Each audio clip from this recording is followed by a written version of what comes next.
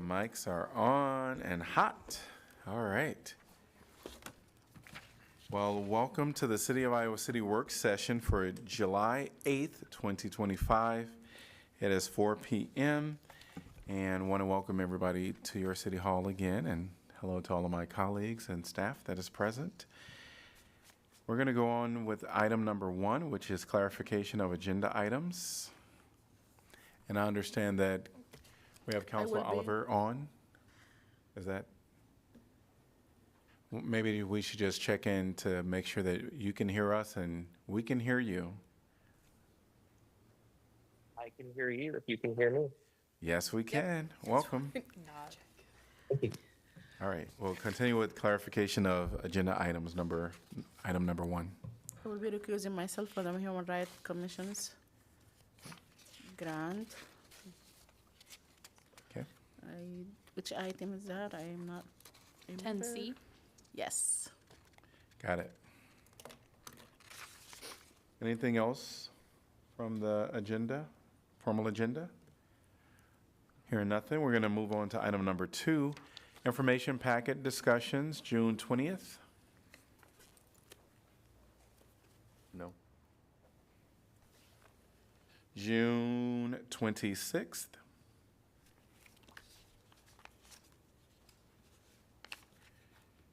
And I know we have some items in July 3rd. So we have IP7. There's a memo from the city clerk as well as the listening posts from the city clerk as well. So we can certainly tackle joint entities meeting. So this memo is just a reminder that we had asked for this discussion in the joint entities meeting, but you probably want a little bit more information, like who we should invite and what the context should be. Or if there's any other items that you would like to put on that agenda. I don't have any other items. No.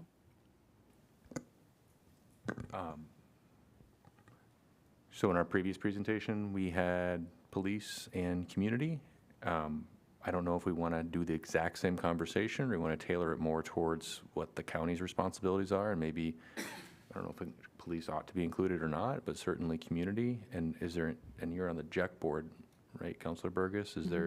Can Tom Jones come, or?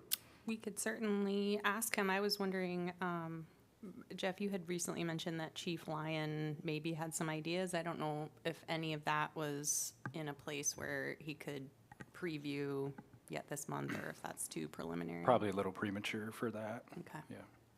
I agree with the ambulance, Johnson County ambulance. Okay.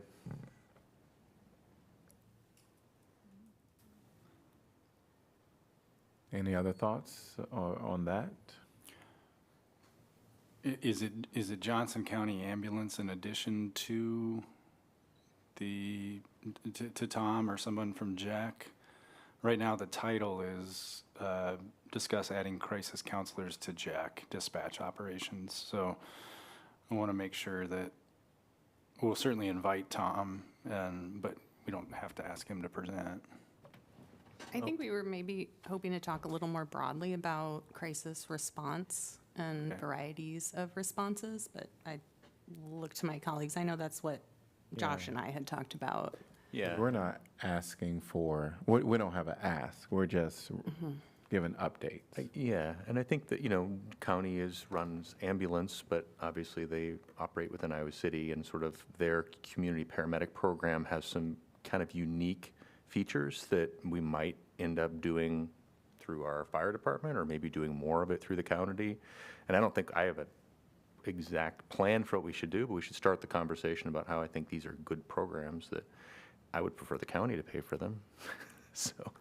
But at the same time, we need to collaborate, I think, with them on what these next steps are. And I know the Board of Supervisors at their last Criminal Justice Coordinating Committee meeting last Thursday had a presentation from Kiana Pope, who's the Sheriff's Department liaison, and the social worker who is staffed in the jail.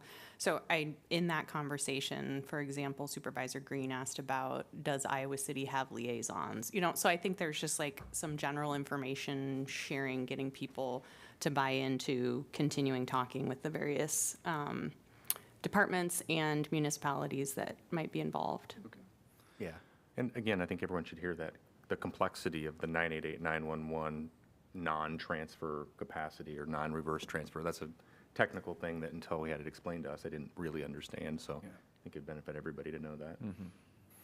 So is that a facilitation the council wants to, or is it a discussion the council wants to facilitate at the joint entities meeting, and we'll just make sure that those entities are represented and can jump in, or would you like community or any one of those entities to actually give a formal presentation?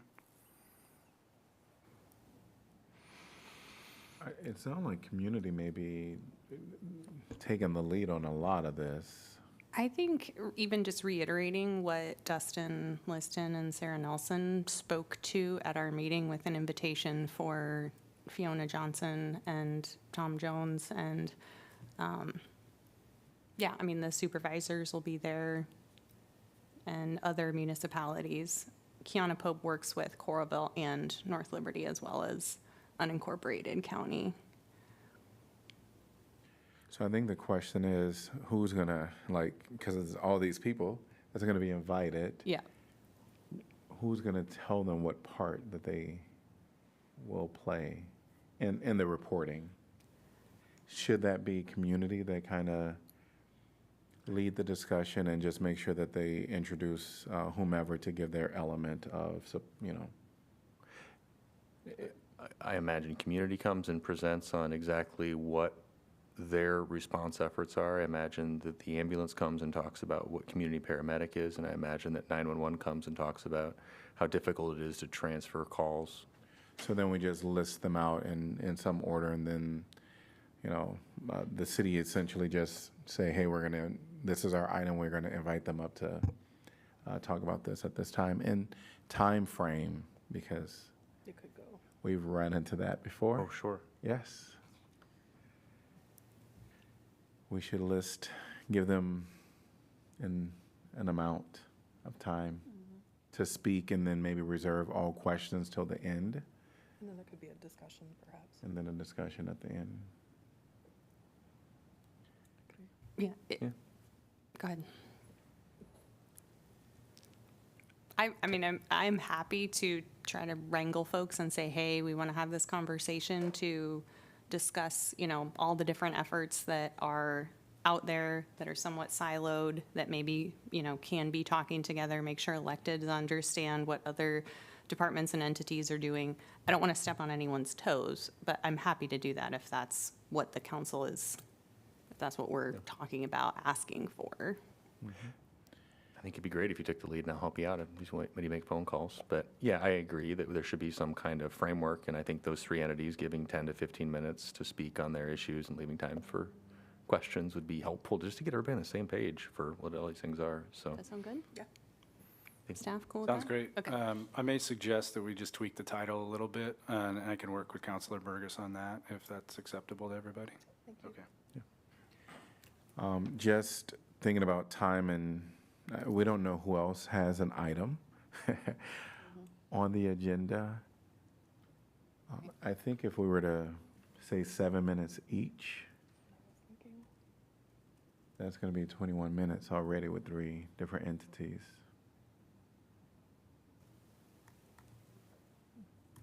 Yeah. That So- seems reasonable, given the number of speakers and whatnot. We've had single speakers that have done that, so Sure. that full time. Okay. All right. Sounds great. Very thumbnail. What's that? All right. Very thumbnail. Exactly. I would like, that's it? Yeah, that's all on that one. And yes, Yeah, can we go back to IB6? yes. For the Iowa City Housing Authority waiting list and homeless count. So if last time we have some calculation, and yeah, you already have the stuff, so thank you, thank you.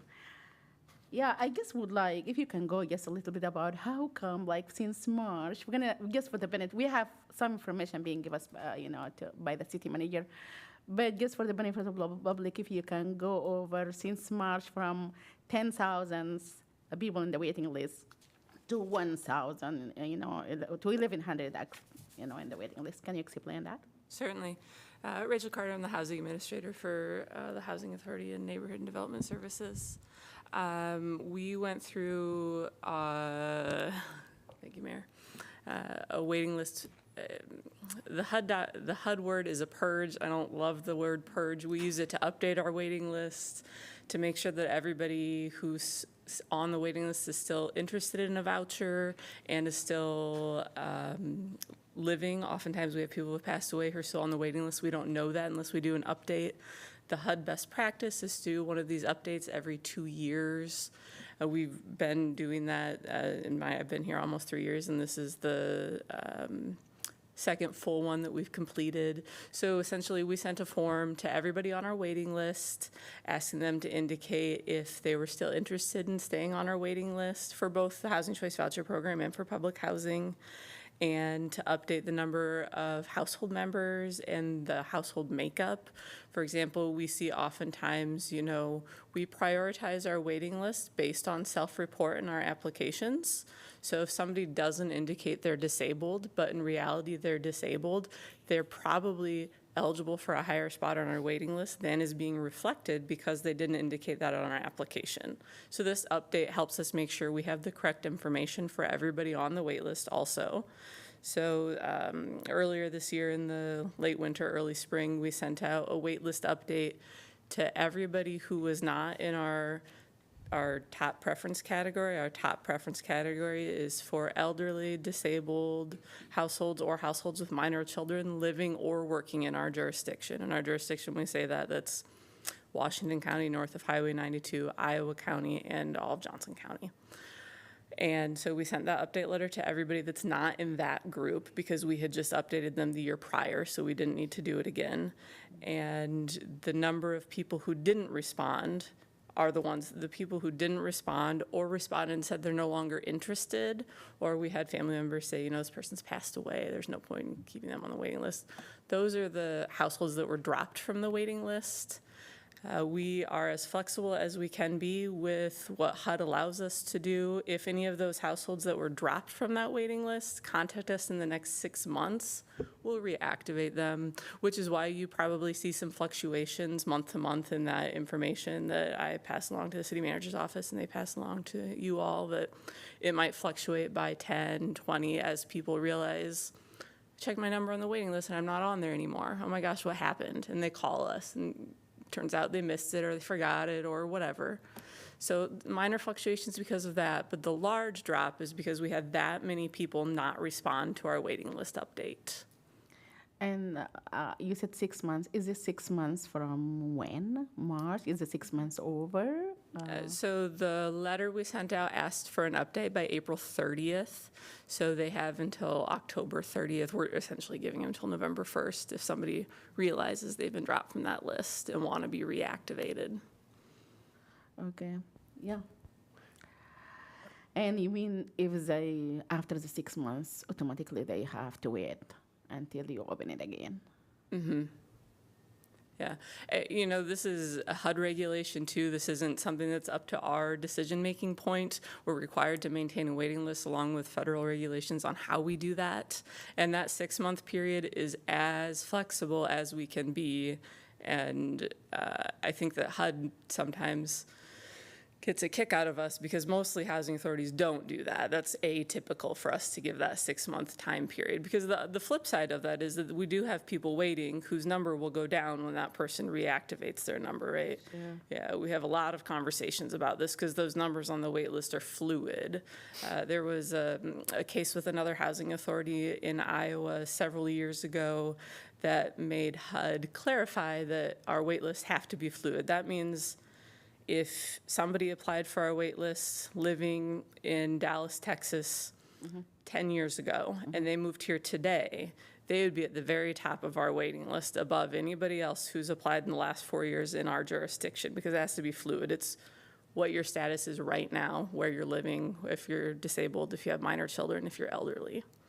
Sure, and when the last time you updated before this time? The winter of 2023 going into 2024. And 2023 going to 2024, and 10,000 people replied, and that's why you had 10,000, right? Yep.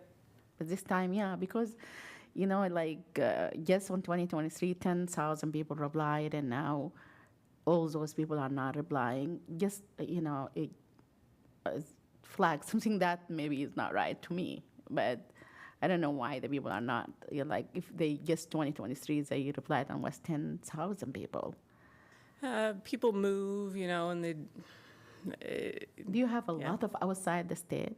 Kind of, If you or look at our outside waiting your list, area? right, the exact number, we have 1,119 people on our waiting list who live and work in our jurisdiction, and the rest of them are outside of our I jurisdiction. see.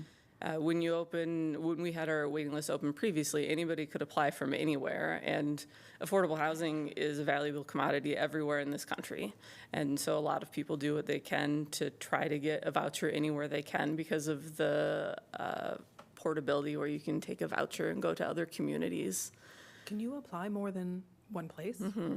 Yes. So you Well, could say, yeah. I'm living in Dallas right now, I want the first available, and so you just scattershot, hoping that your number will come up and move Yeah, there. there are actually some websites dedicated they have lists that these websites keep current of open lists where you can go and mass apply to hundreds of waiting lists at once.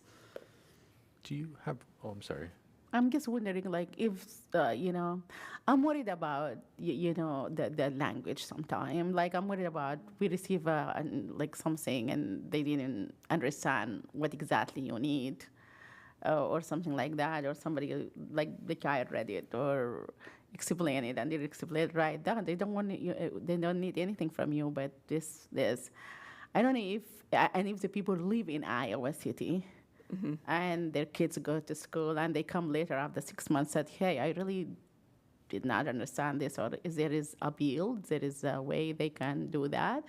Because there is some really legitimate situation that could happen with the immigrants community and the people who their English is not first language. So Certainly. I just want to know if there is a flexibility for those, especially, I'm not talking outside our district, like in Iowa City, people who've been waiting. Yeah, well, we sent this update to everybody living outside of our jurisdiction. So nobody in our jurisdiction got this update letter, so nobody was dropped during this process. Oh, okay, good. So nobody living in Johnson, Iowa, or Washington counties north of Highway 92. So everybody who have address in Iowa City, you just let them remain on They the didn't waiting even get list. the letter. Unless unless they have, as you said, an If they aging hadn't- person or disability or something like that, so you come with them in the top of the list, right? They didn't even get the letter. So if they, we knew we had updated them. We didn't want to drop anybody on our wait list that's in our jurisdiction right now because we didn't want anybody to not be able to apply or be on the voucher wait Sure, list that right sounds now. very good. No, Yeah, so it was, I think that without exception, I will say definitively more than 95% of the people that dropped live outside of the state of Iowa. great. Thank you so much. Yeah. You can go. Councilor Mo, did you have a No, question? actually, you answered my question with okay. with that response. So, and there is no, is there communication between different jurisdictions indicating this person is listed multiple times, or is it just No, your no. best chances are being on as many lists as possible? Yes, and certainly understand the appeal of doing that. You know, they're trying to find affordable housing wherever they can. Sure. And we certainly have people come in here and ask us, where are lists that are shorter around here? What's the shortest list in Eastern Iowa we can get into? And that's a tricky question that changes almost daily. Okay. And I'm sorry, but my last question is, since HUD closed our waiting list, we have been asked to close the waiting list because we have a lot of people in the waiting list. And now after all this cleanup, do you think if this remain and the 6 months is over, is there is a chance that we're gonna reopen before 4 years or no? I don't think so. That 4-year estimate is based on the number of households living or working in our jurisdiction. For sure. Yeah, and what we're seeing too, we've seen it phenomenally so this summer, is that people are not moving with their vouchers. We had less than 50 movers this summer. Last year, we had almost 300. Yeah, we know why. Yeah. And so what we're seeing is people are staying put and, as always, being protective of their vouchers. So we're seeing less turnover, less leaving the voucher program. So that wait time might get longer, right? We have a finite number of vouchers and we can issue one when somebody comes off the program, but we're seeing less of that turnover. Sound good. Thank you. Thank you. All right. Anything else from July 3rd? I know we need to go back to the listening post update. And so I didn't actually see the late edition. So we had listening posts in February and May, but we didn't schedule any more after that. So the quarterly is roughly August or November. And so just looking to see if there's interest in getting those scheduled. Or getting volunteers, and then I'll work with them to get those scheduled. November and what? August and November. I can do November. And I don't know, I know that Councilor Alter and I did one, Did the February. we did the February, and then so, Mo and Harmson did the May. okay. I could do August or November.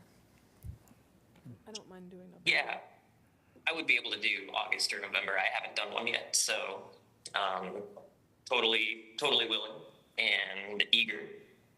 Okay. So sound like, I've got 4, and I can work with 3 on the month. Okay, perfect. you're good? Yep. All right, great. All right, anything else from July 3rd? I know there are some items there that is actually on our agenda, so hearing nothing else, we'll just offer it up for item number 3, University of Iowa Student Government updates. Seeing no one present. We're going to move on to item number 4, recap of the State of Iowa legislative session. And welcome Deputy City Manager Chris. Thanks. You stole my thunder right off the bat. I was you're fine. Deputy City Manager Chris O'Brien here. As everybody here knows, 2025 legislative session was an interesting time. Not only was it busy and chaotic at times, but just a lot of things moving through the legislature. There's so many people to thank for this, kind of keeping us updated. Specifically me, who this was my first go around with handling the legislative side of things for the city manager's office. So between staff and our delegates, I think they did a great job of keeping us updated of the things that were going on that as they heard them, which I think made this process a lot easier for myself and for our team. And then, of course, we have a representative here from Kearney Appleby, Doug Strike, who was our kind of boots on the ground at the Capitol pretty much every day and probably some nights. Plus the countless hours that he spent with us, talking us through things, giving us highlights, exchanging information that he could take to those committees on our behalf to try to help get information to them so it could help make some decisions. So without any further ado, I'll bring Doug up here to kind of walk you through kind of highlights and other lights of the legislative session and any questions that you might have. So thank you. Thank you. Welcome. Thank you, Mayor and council members. Again, Doug Strike, Kearney and Appleby. I'm one of the partners. Just started my 13th year with them, so been there been there a little while. This was my 23rd session. Jim Kearney, my senior partner, it's his 50th session. We have another lady who helps us. This was her 9th session. So have had those boots on the ground for a while. This was the 9th session of a Republican trifecta. So as Chris alluded to, it was an interesting session. Like to think that they're all interesting, but the subject matter that gets dealt with seems to become more interesting the further we get into the one-party control. I'd be remiss if I didn't thank Jeff, Chris, and Eric for all of their help during the legislative session. There's a tremendous volume of bills that come through that we identify for them to look at and see whether or not there is a concern that the city may have. Better yet, then they get to see all the amendments that come through that could actually cause a concern. So thank you, gentlemen, for helping us do our job for you. And certainly thank the council for retaining us again to watch out for the city. And none of them are here, but your delegation is absolutely wonderful to work with. They're always available. They are not shy to come out and ask us questions, and we're not bashful to reach out and get them when the time comes. Couple updates on leadership that's going on right now. Currently in the Senate, the Senate Majority Leader, Senator Whitford, is dealing with an inoperable brain tumor. That has certainly, it's a stressful job, even more stressful when you're dealing with a significant health issue. There may be changes in the leadership office. We don't know if that's going to happen, but there's certainly a lot of shared responsibilities with Senator Sinclair, the Senate President, Senator Clemish, who's the Health and Human Services Chair, and Senator Dawson, who's the Ways and Means Chair. So lots of folks to talk to on that leadership team. Senator Clemish is a former mayor, which is certainly nice to have folks not unlike the Senate Minority Leader, one of your former colleagues, Senator Weiner, about being a former city council member. We also have some potential, well, there will be change in the House Majority Caucus. Speaker Grassley's announced he's going to run again. Just out yesterday, Majority Leader Winchell has announced that he will be retiring. At the end of his term, he's going to run for Congress in the seat that was vacated by Congress, that will be vacated by Congressman Feenstra.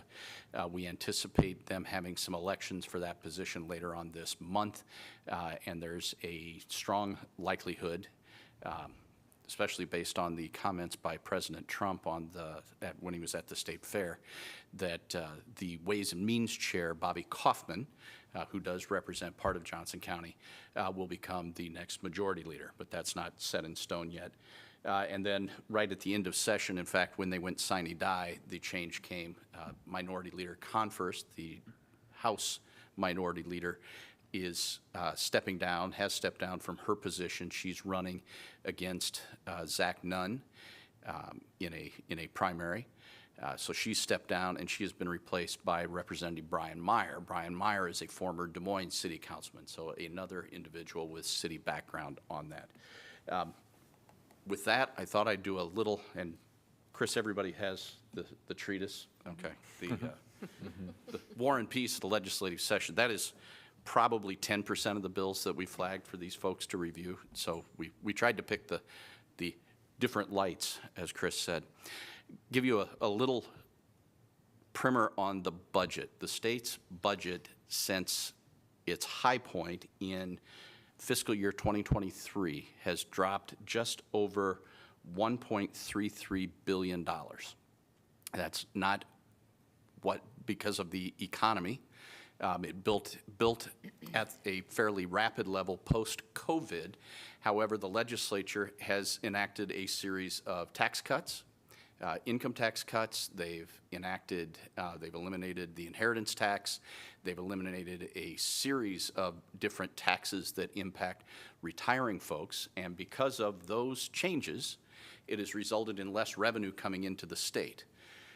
This year, when they came in to put their budget together, because there were a series of expenditures that were pre-programmed to kick in, and also just growth in program, in fact, $218 million worth of growth in Medicaid, their Medicaid budget, just to maintain status quo. Didn't add any additional benefit, just to maintain status quo.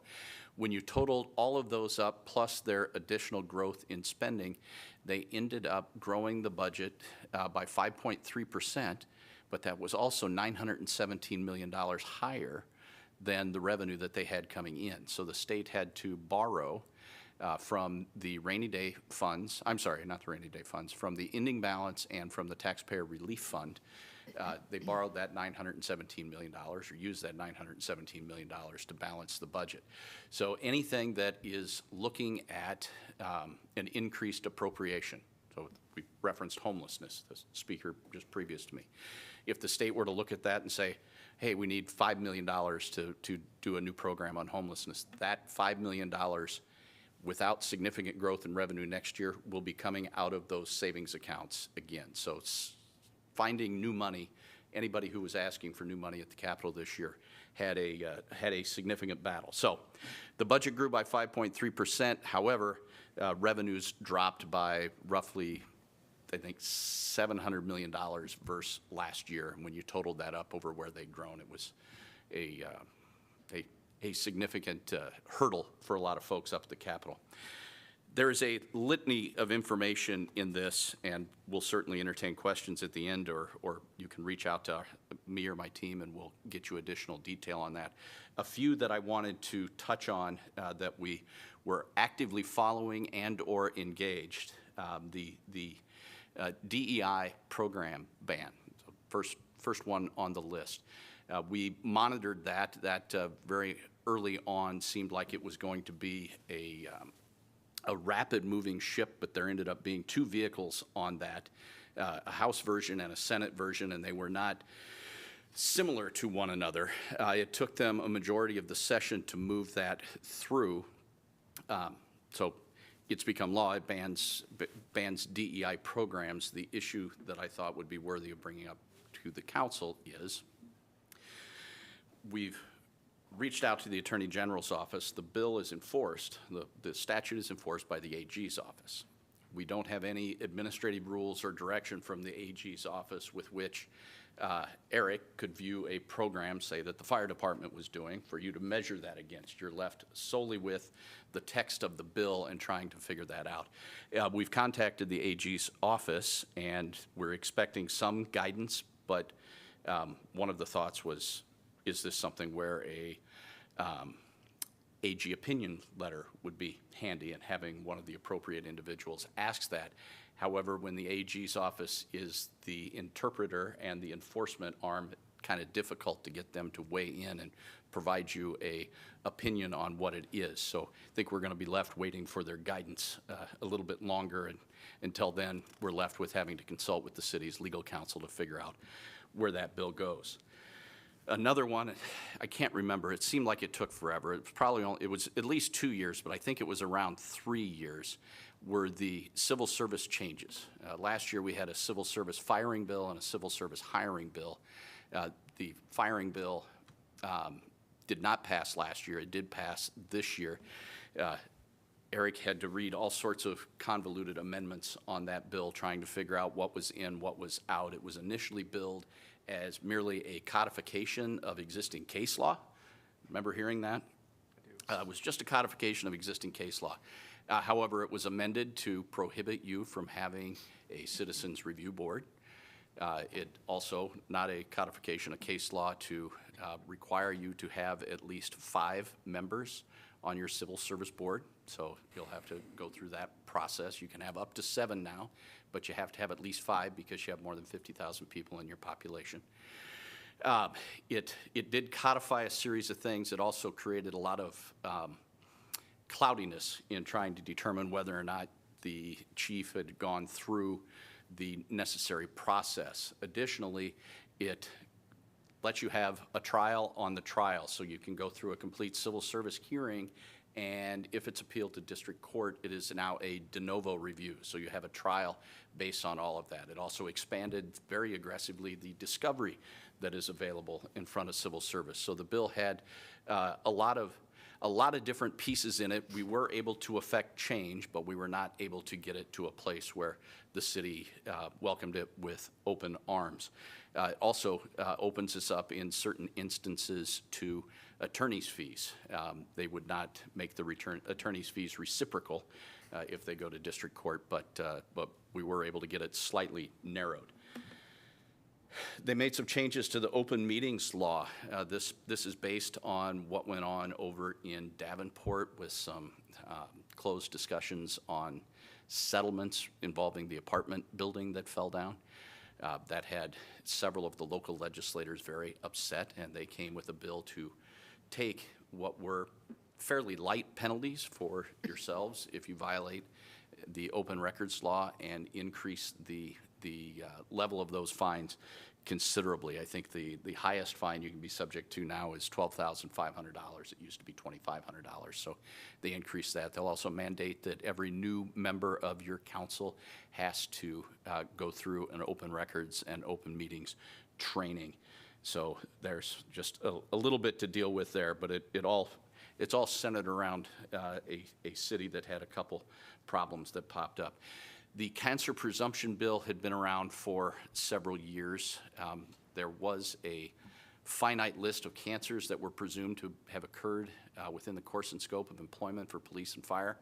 That list has now been eliminated, and anyone who presents with cancer who's one of the protected professions is presumed to have had that cancer occur within the course and scope of employment. Very difficult to get hard numbers on what the actual increase on that is going to be, but the legislature did pass it, and that coverage will have to be extended not only to existing employees but to retirees for the first 5 years?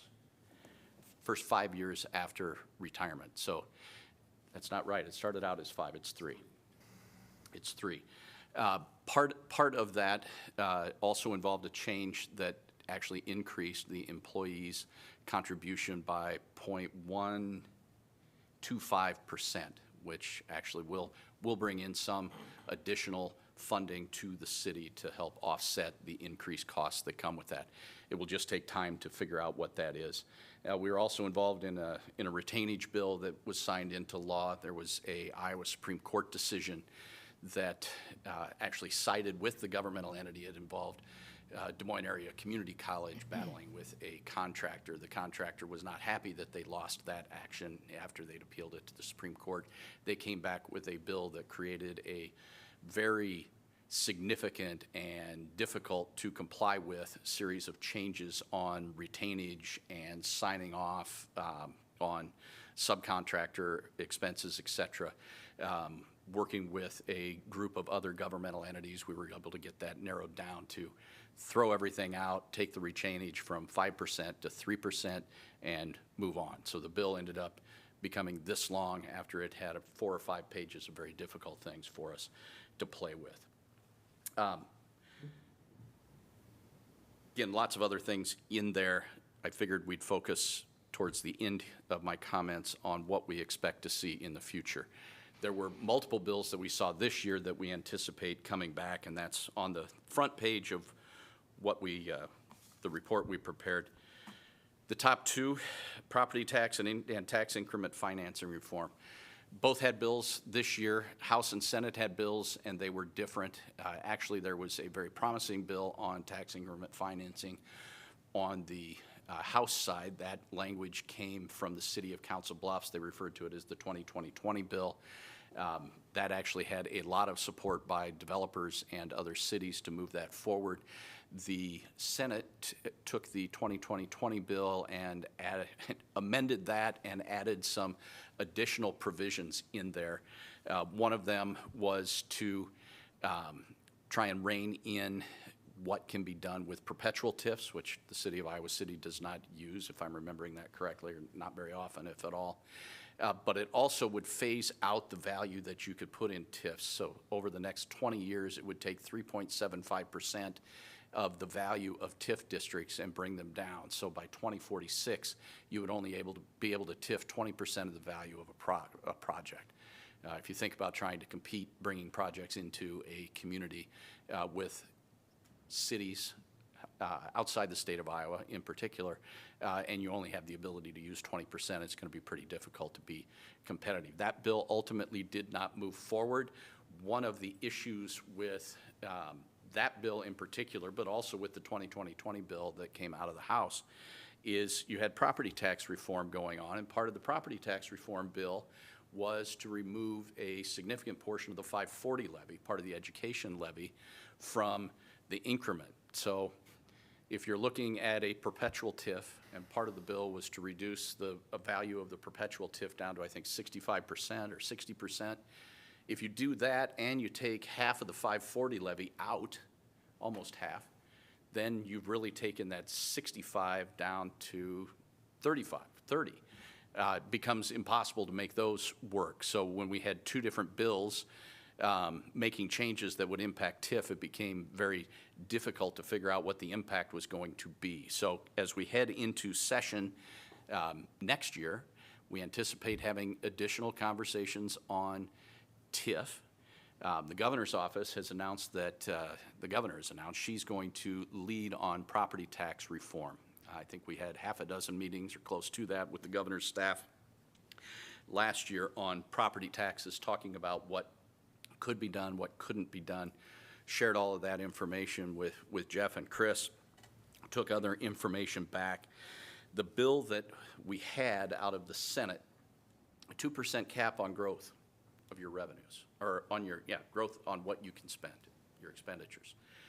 However, to let you keep your new growth, but no one could agree on a definition of new growth.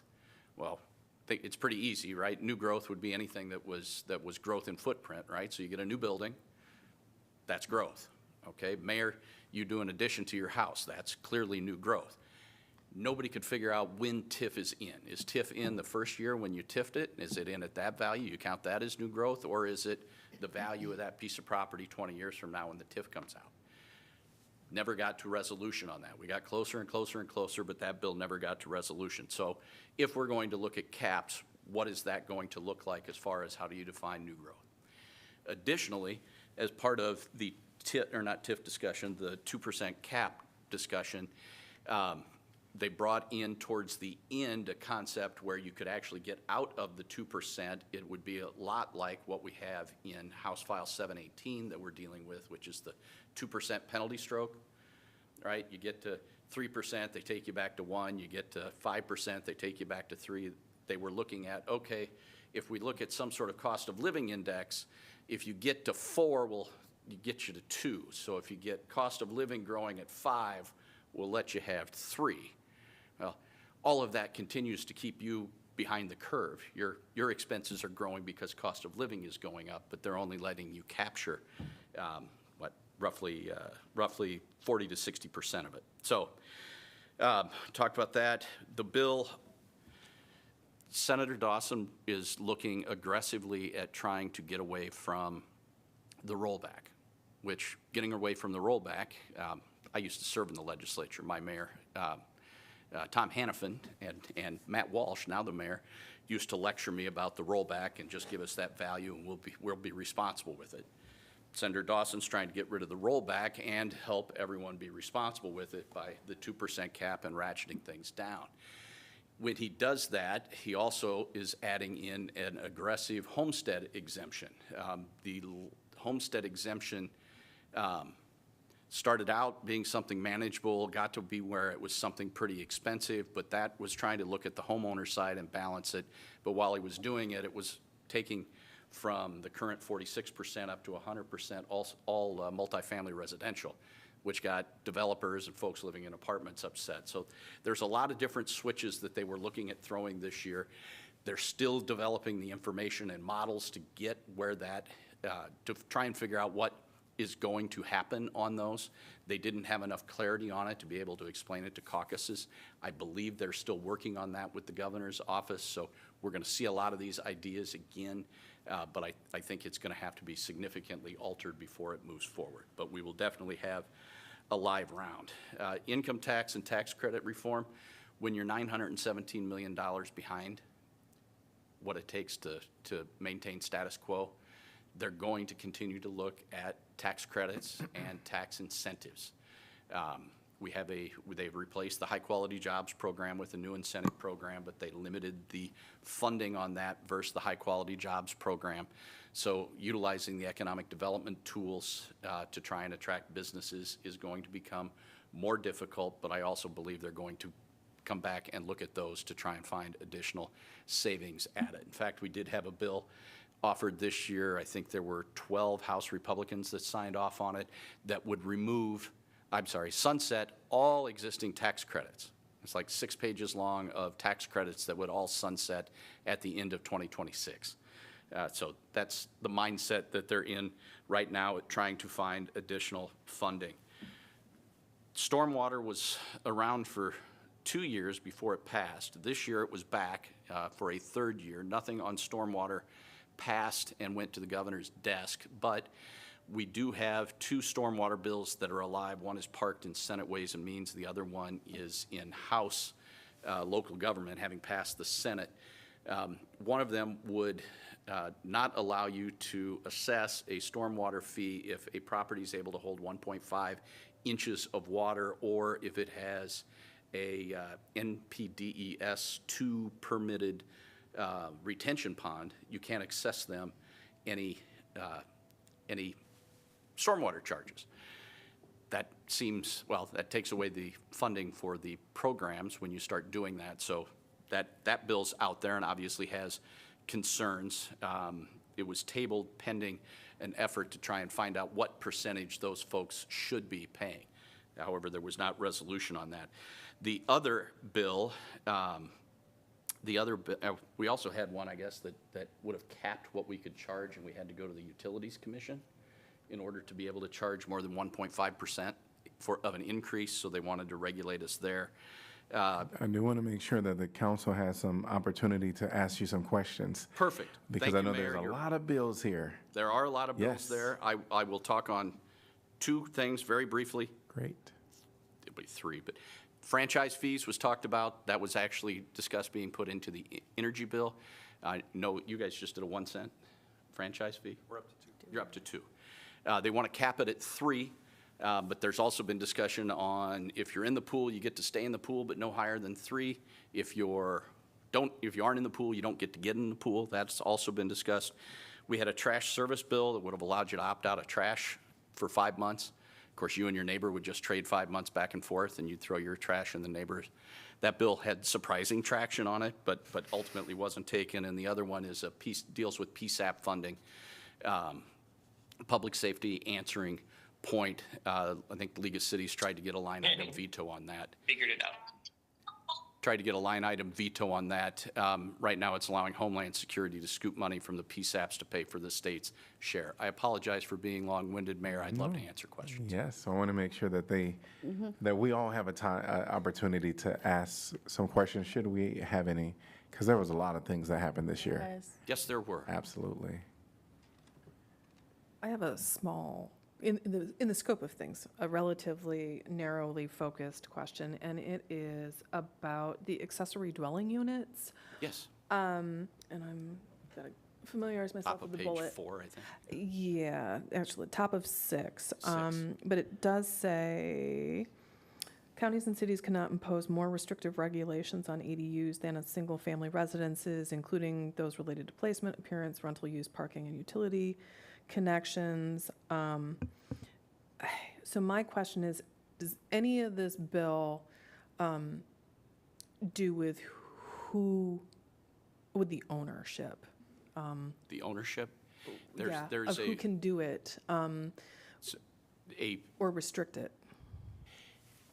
barring living in a homeowners association or deed restrictions, it has to be allowed. You can't be over 1,000 square feet or 50% of the corresponding dwelling that you're on. The city has to allow at least one on a property, okay?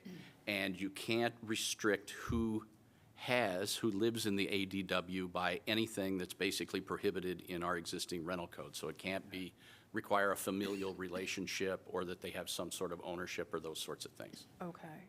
So, Is that where you're going? kind of. So we passed in the North District that it had to be owner occupied because we have such a large number of rental property owners.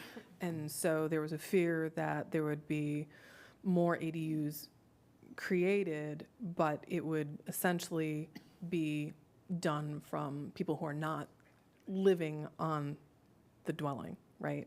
So it'd just be, again, extra profit for a property owner. So we restricted that so that it had to be owner occupied in a particular neighborhood, or so to speak. I can't Does that answer do that. anything Eric to- might know the answer to it. Yeah, This- the state law provision to which Doug was referring will certainly, preempt us to that extent. I Okay, mean, we so- can't overrule. So it undoes what we did? Yeah, so we're in those, I was just talking with Jeff about it quickly, but, we're in the process of amending or going to be proposing an amendment to our code, our city code, to make sure that we're complying with the state code provision. Okay, so my sort of roundabout way, actually, you understood what I You was got that. saying, and no, we can't do that anymore. That's right. Thank you. There was an action to try and open that up late. That section that was passed 5 or 6 years ago on familiar relationship, et cetera, there was an effort there. They have figured out that if you have a flop house and you can't require them to tell you who's actually on the lease, that it's impossible to enforce other provisions to get those folks out. So the legislature may actually open that up. I guess on a similar note, how many items in here, Eric, will require us to update our code that have intersections with existing things? I mean, I think there are 4 or 5 by my first look that might impact us. Are there more? There are several. I do not have a specific number for Okay. you, certainly, but we are already working on provisions to, you have the Civil Service Commission item on tonight's Sure. agenda. The Senate File 311 having to do with, among other things, the, again, what they call Citizen Police Review Board will be coming back before you about that. There's a fireworks provision that will require some changes. Those are the ones that immediately occur to me, but I'm sure there are others, and our office is working on presenting some amendments to address them. Okay. And then I guess I had a question too, more about just sort of process. This year, the legislative session seemed like maybe all of the debates were done before the legislative session, and I know that our city engaged in some of these, asked you to specifically register against, like Senate File 418. Does that impact anything? Does that help registering against? And also, when are a lot of these decisions being made? I mean, am I wrong in thinking that some of these early session issues were sort of decided before the session even opened? Am I too cynical? Councilman, this is not self-serving. That is a little bit cynical, yes. Property taxes, as an example. Sure. The whole build-up to session was, we're going to do something on property taxes. Iowans are had anything paying too figured out. much. We're going to come in and we're going to tackle this, and we're not leaving until we pass something. No decision. Saw the same thing on CO2 pipelines, right? We're, an absolute battle to the end. The DEI, as an example, there were 2 different bills looking at it, and they were still trying to figure out where that was. Now, there were comments that they wanted to do something, but they weren't sure what they were going to do. Are there others that are flat out rubber stamps? Not rubber stamps, rocket ships that are going to come through? Yes, but there are much fewer of those than you would really think. Okay. There were 2,300 bills filed this year.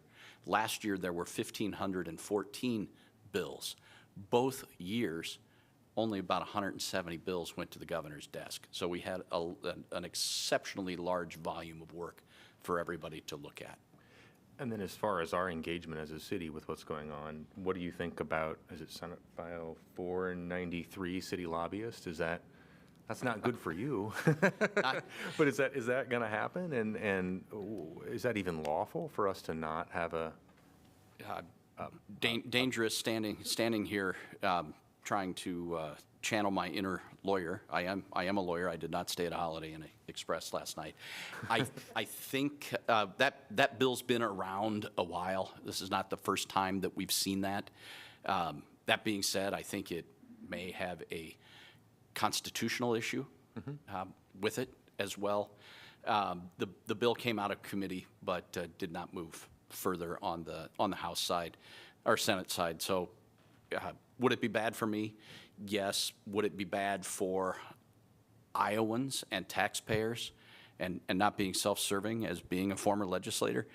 Yes, because the lobbyists who come up and provide the information to a subcommittee on what the fiscal impact is going to be.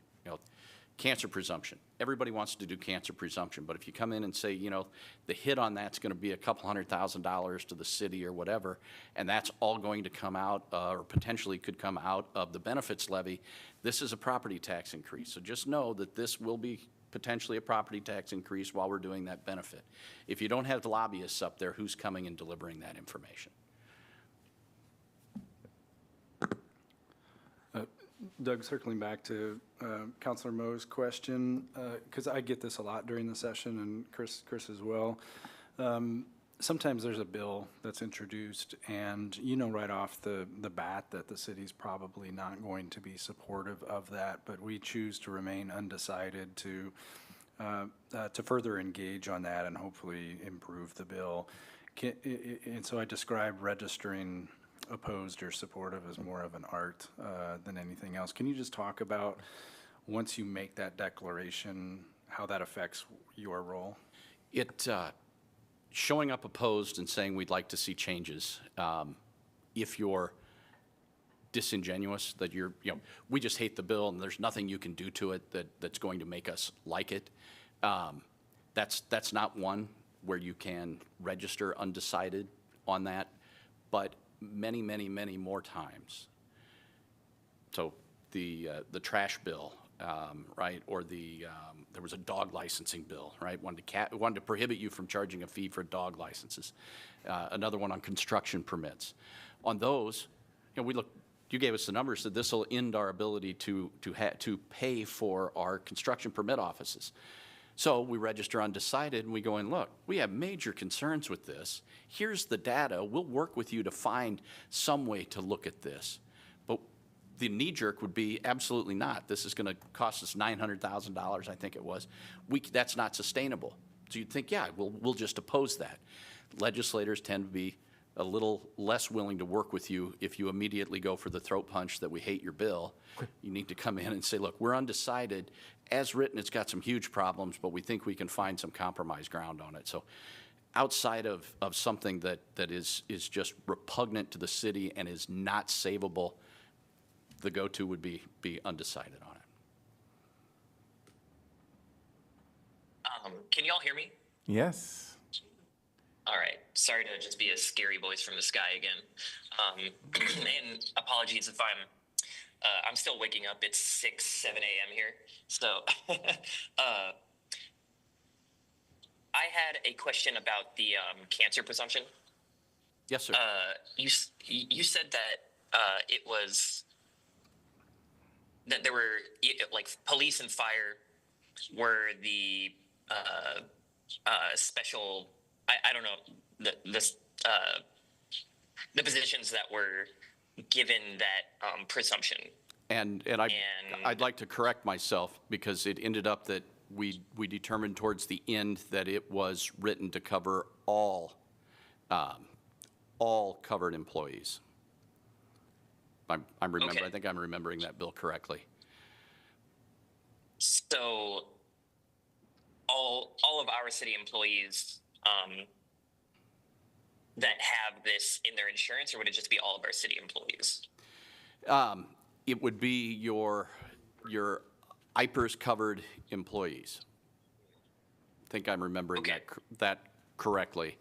And then it's for, and they brought in PORs and sheriffs. They made it more expansive that way. I apologize, Councilman. I'm remembering this incorrectly. The first one was right. So it's police and fire, sheriffs, EMTs, and a few others, but not all other employees. The 411 changes that we were dealing with, the firing bill, the 311, that one applied to all employees, not just police and fire. So it would only be those limited classes, police and fire, EMTs. And limited classes. Okay, that's the term that was used. And I was curious what their rationale was. You know, because for me, it's why it just doesn't make any sense why you'd have limited classes for cancer presumption that doesn't include all city employees. That could be affected by this. So I'm just curious about the rationale that was used. The rationale goes back to the original bill that actually passed when I was serving, and I voted for it. You have employees that are going out into uncontrolled situations, encountering hazardous chemicals. So imagine a first responders going to a car accident, the car's on fire, and you have foam burning and other things, and then you're going to spray it with PFAS, all of these different things that these individuals are exposed to. That's a fairly limited number of folks versus the city clerk's office and whether or not they're encountering carcinogens. So the rationale was it's the folks that we're sending into harm's way, into uncontrolled, unknown situations. We're going to take them and presume that if they had this list of 8 or 9 cancers or 13 or whatever it was, now we're going to say anybody who gets cancer who is in these jobs where we send them into unknown situations are going to be covered. Not saying that's the right justification, but that's the justification for the original bill, and that's the justification for their expansion. Okay, thank you. One other thing, when it comes to, I forget the exact bill number, but the striking of gender identity from the Civil Rights Act. protections in Iowa City. So I was wondering what kind of direction our city lobbyists took when it came to approaching that bill. It doesn't seem to me that type of bill is something that we would register as, oh, we're undecided about this, because I don't think that there's any tweaks in it that you can make it justifiable. So I guess I just wanted to know exactly what direction we as a city lobbied for against this. We registered against that it. bill. We registered against it in its study bill form when the mayor was coming as part of the conversations that were had before the debate, coming out of committee, I believe. Okay. I figured that would be the case. I just wanted it to be, a little bit public if people were curious about, how lobbyists, our city lobbyists came to approaching this very serious thing. Yeah, thank you very much. Thank you, Councilman. All right, any other questions? Hearing none, thank you so much for making the drive all the way over. You bet. Always enjoy it. All right, It thank was you. more fun when my daughter was in college here. Oh, I'm sure. Well, enjoy the city nevertheless. All right, we're going to move on to item number 5, which is our local option sales tax discussion is in our IP. It's IP4 in the July 3rd.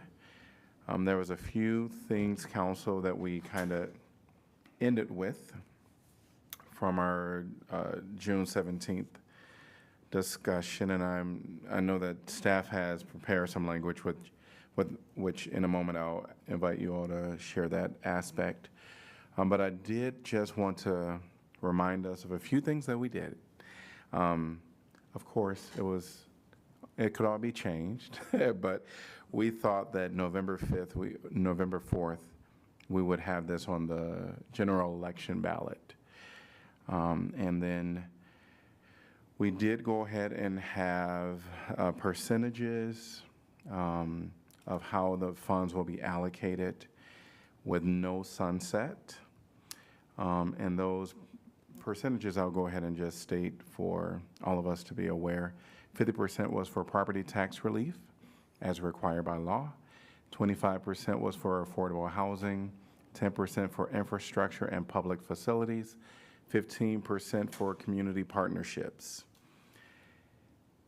And then we have from the attachment 1, which is the council's draft ballot language, which is all in the information packet. And then there was another attachment 2, which was some alternative language offered by staff. And this is where I'm going to turn it over to staff to talk through. Yeah, I'll be really quick because I think it's important that you all have as much time to talk through this. We really provided attachment to just knowing that this is the last scheduled work session that you have to work through language issues. So wanted to present you with an alternative way to present this to the voters that we do not believe changes the scope at all. And that was our mission going into crafting this, is let's make sure we're not expanding or contracting the scope that you all have previously talked about. But let's see if there's ways in which we can really make the language much more concise and digestible for the voters.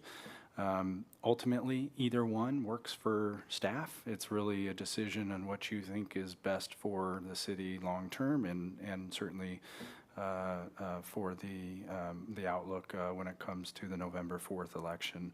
So I'm happy to answer questions about the language changes we're suggesting with attachment 2, but want to be clear that if you decide to stick with attachment 1, we are just as comfortable with that from a scope standpoint.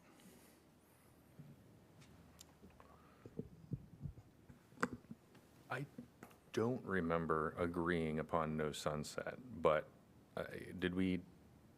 We did not talk about it. I felt like we discussed it, but I don't remember that being a determination. Is that, do we start with the language or do we start with that topic? Because I feel like that was also the back and forth we had was, does more specific language become a better reason for no sunset or less specific? And I know that we had differing opinions on that and So, yeah. I didn't remember us coming to a conclusion. So maybe I can,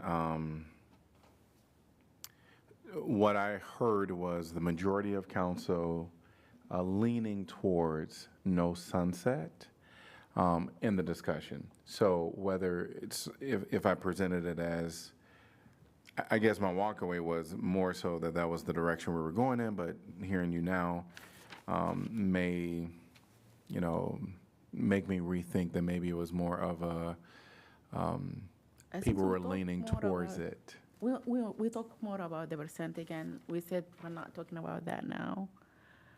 Yeah, even though like some council express their interest of sunset. Yeah, but I agree, we did not formally finalize it. Yeah, and I'm not, I guess I just want to, you said that and I was not remembering that we agreed to it, and I'm kind of feeling like the percentages that we ultimately landed on makes me feel a little bit different than too about whether it's sunset or not sunsetting, but does am I off base? Is this worth talking about? Does everyone believe that we should just say we are not going to sunset this?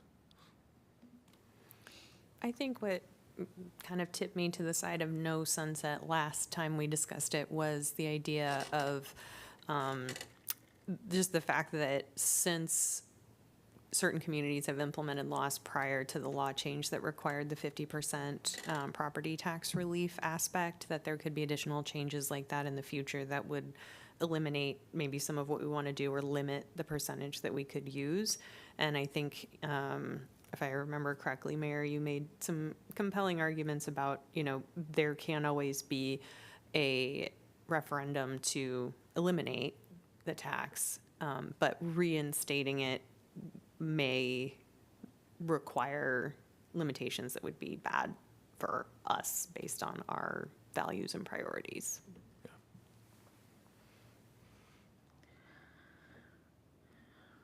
For me, I was clear last time, you know, I prefer sunset because will help the voter decide if this is something really they would like to continue and some transparency. You know, I really prefer sunset. Or even king priority later, you know. I don't know. Well, the reason I brought it up is because where we landed at, we're shifting a large sort of general fund burden or cost or expense of to be 15% plus 25% of things that we're, you know, currently doing, but maybe we can do them at a greater percentage.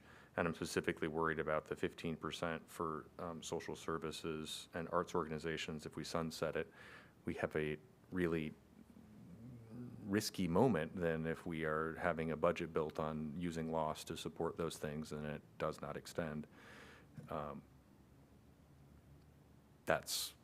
I felt more comfortable with the sunset when it was more infrastructure, but now I'm kind of going the opposite direction where I see that being really unstable. But anybody could, as Mayor Teague said, ask for referendum to take that away. So, It's a lot easier for, in theory, I've never been involved in the process before, but to remove something for voters to say, we don't like this, we want it gone, they can petition and it can be put on there and there can be a majority of vote to say, yes, put money back in our pockets. Yeah. So, I mean, this is my reasoning for why I am in favor of a no sunset. Okay. I do understand what you're saying, Mayor Pro Tem.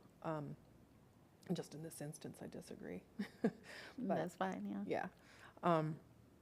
I also was thinking about the language of both. And I just wanted to ask staff, because something that I was talking with, I cannot even remember who after, saying that does it feel that the language of both allows future councils to have their own set of priorities? I know that we had a conversation as council in the moment about our concern about future councils. But I do think with some time and distance, I was like, that's rather hypocritical, given that we're doing this because we want to put this in place, given that the state has come in time again and told us what we can and cannot do.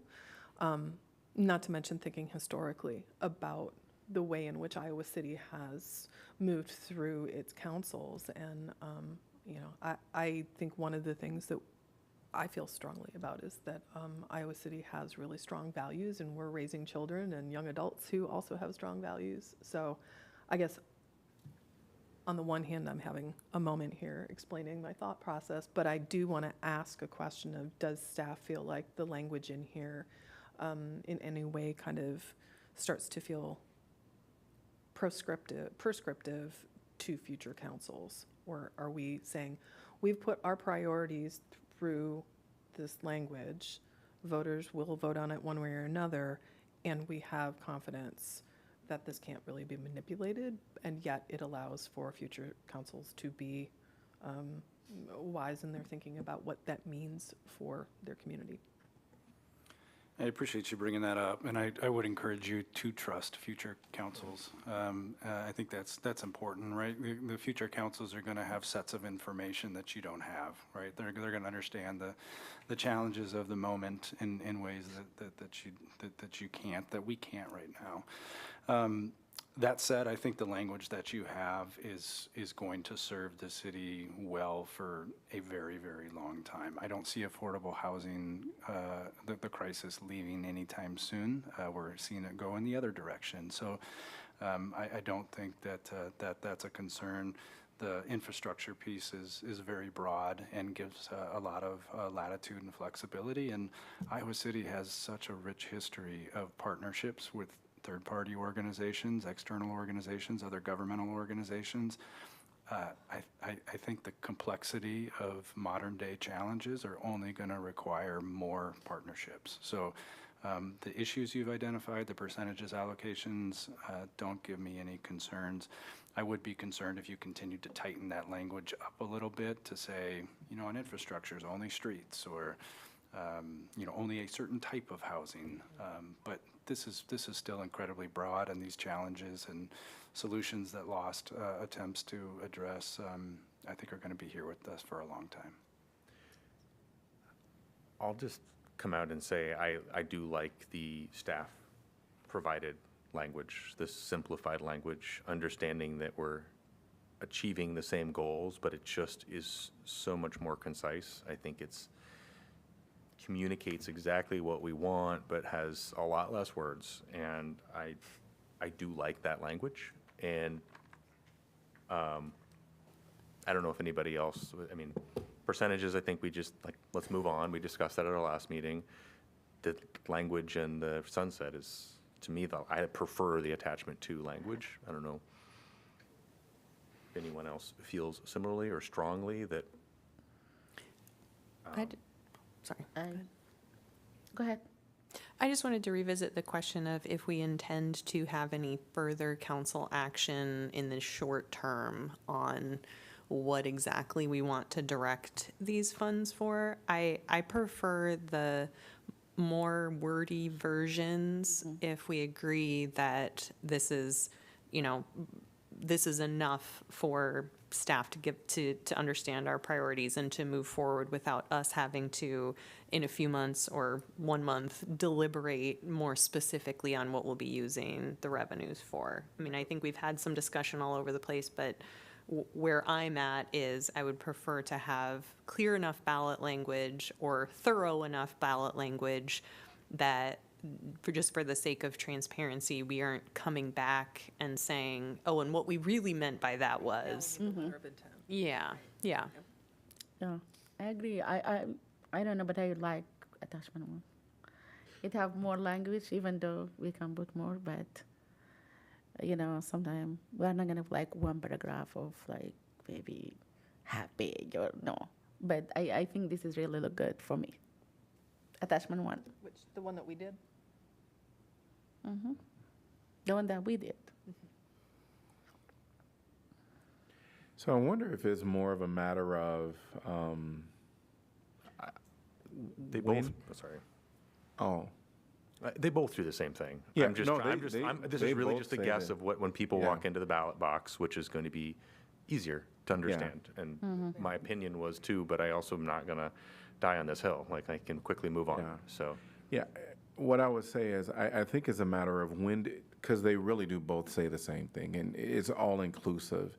The one spells it out a little more, than the other, with examples. Says, which, if you added it to the staff one, it would say, which also includes, so maybe a matter of, the marketing. You use certain marketing for certain audiences or, so I think, and that would just be something that whoever help us create that portion, can determine what does that look like, because less is more on, as they say, on some marketing materials.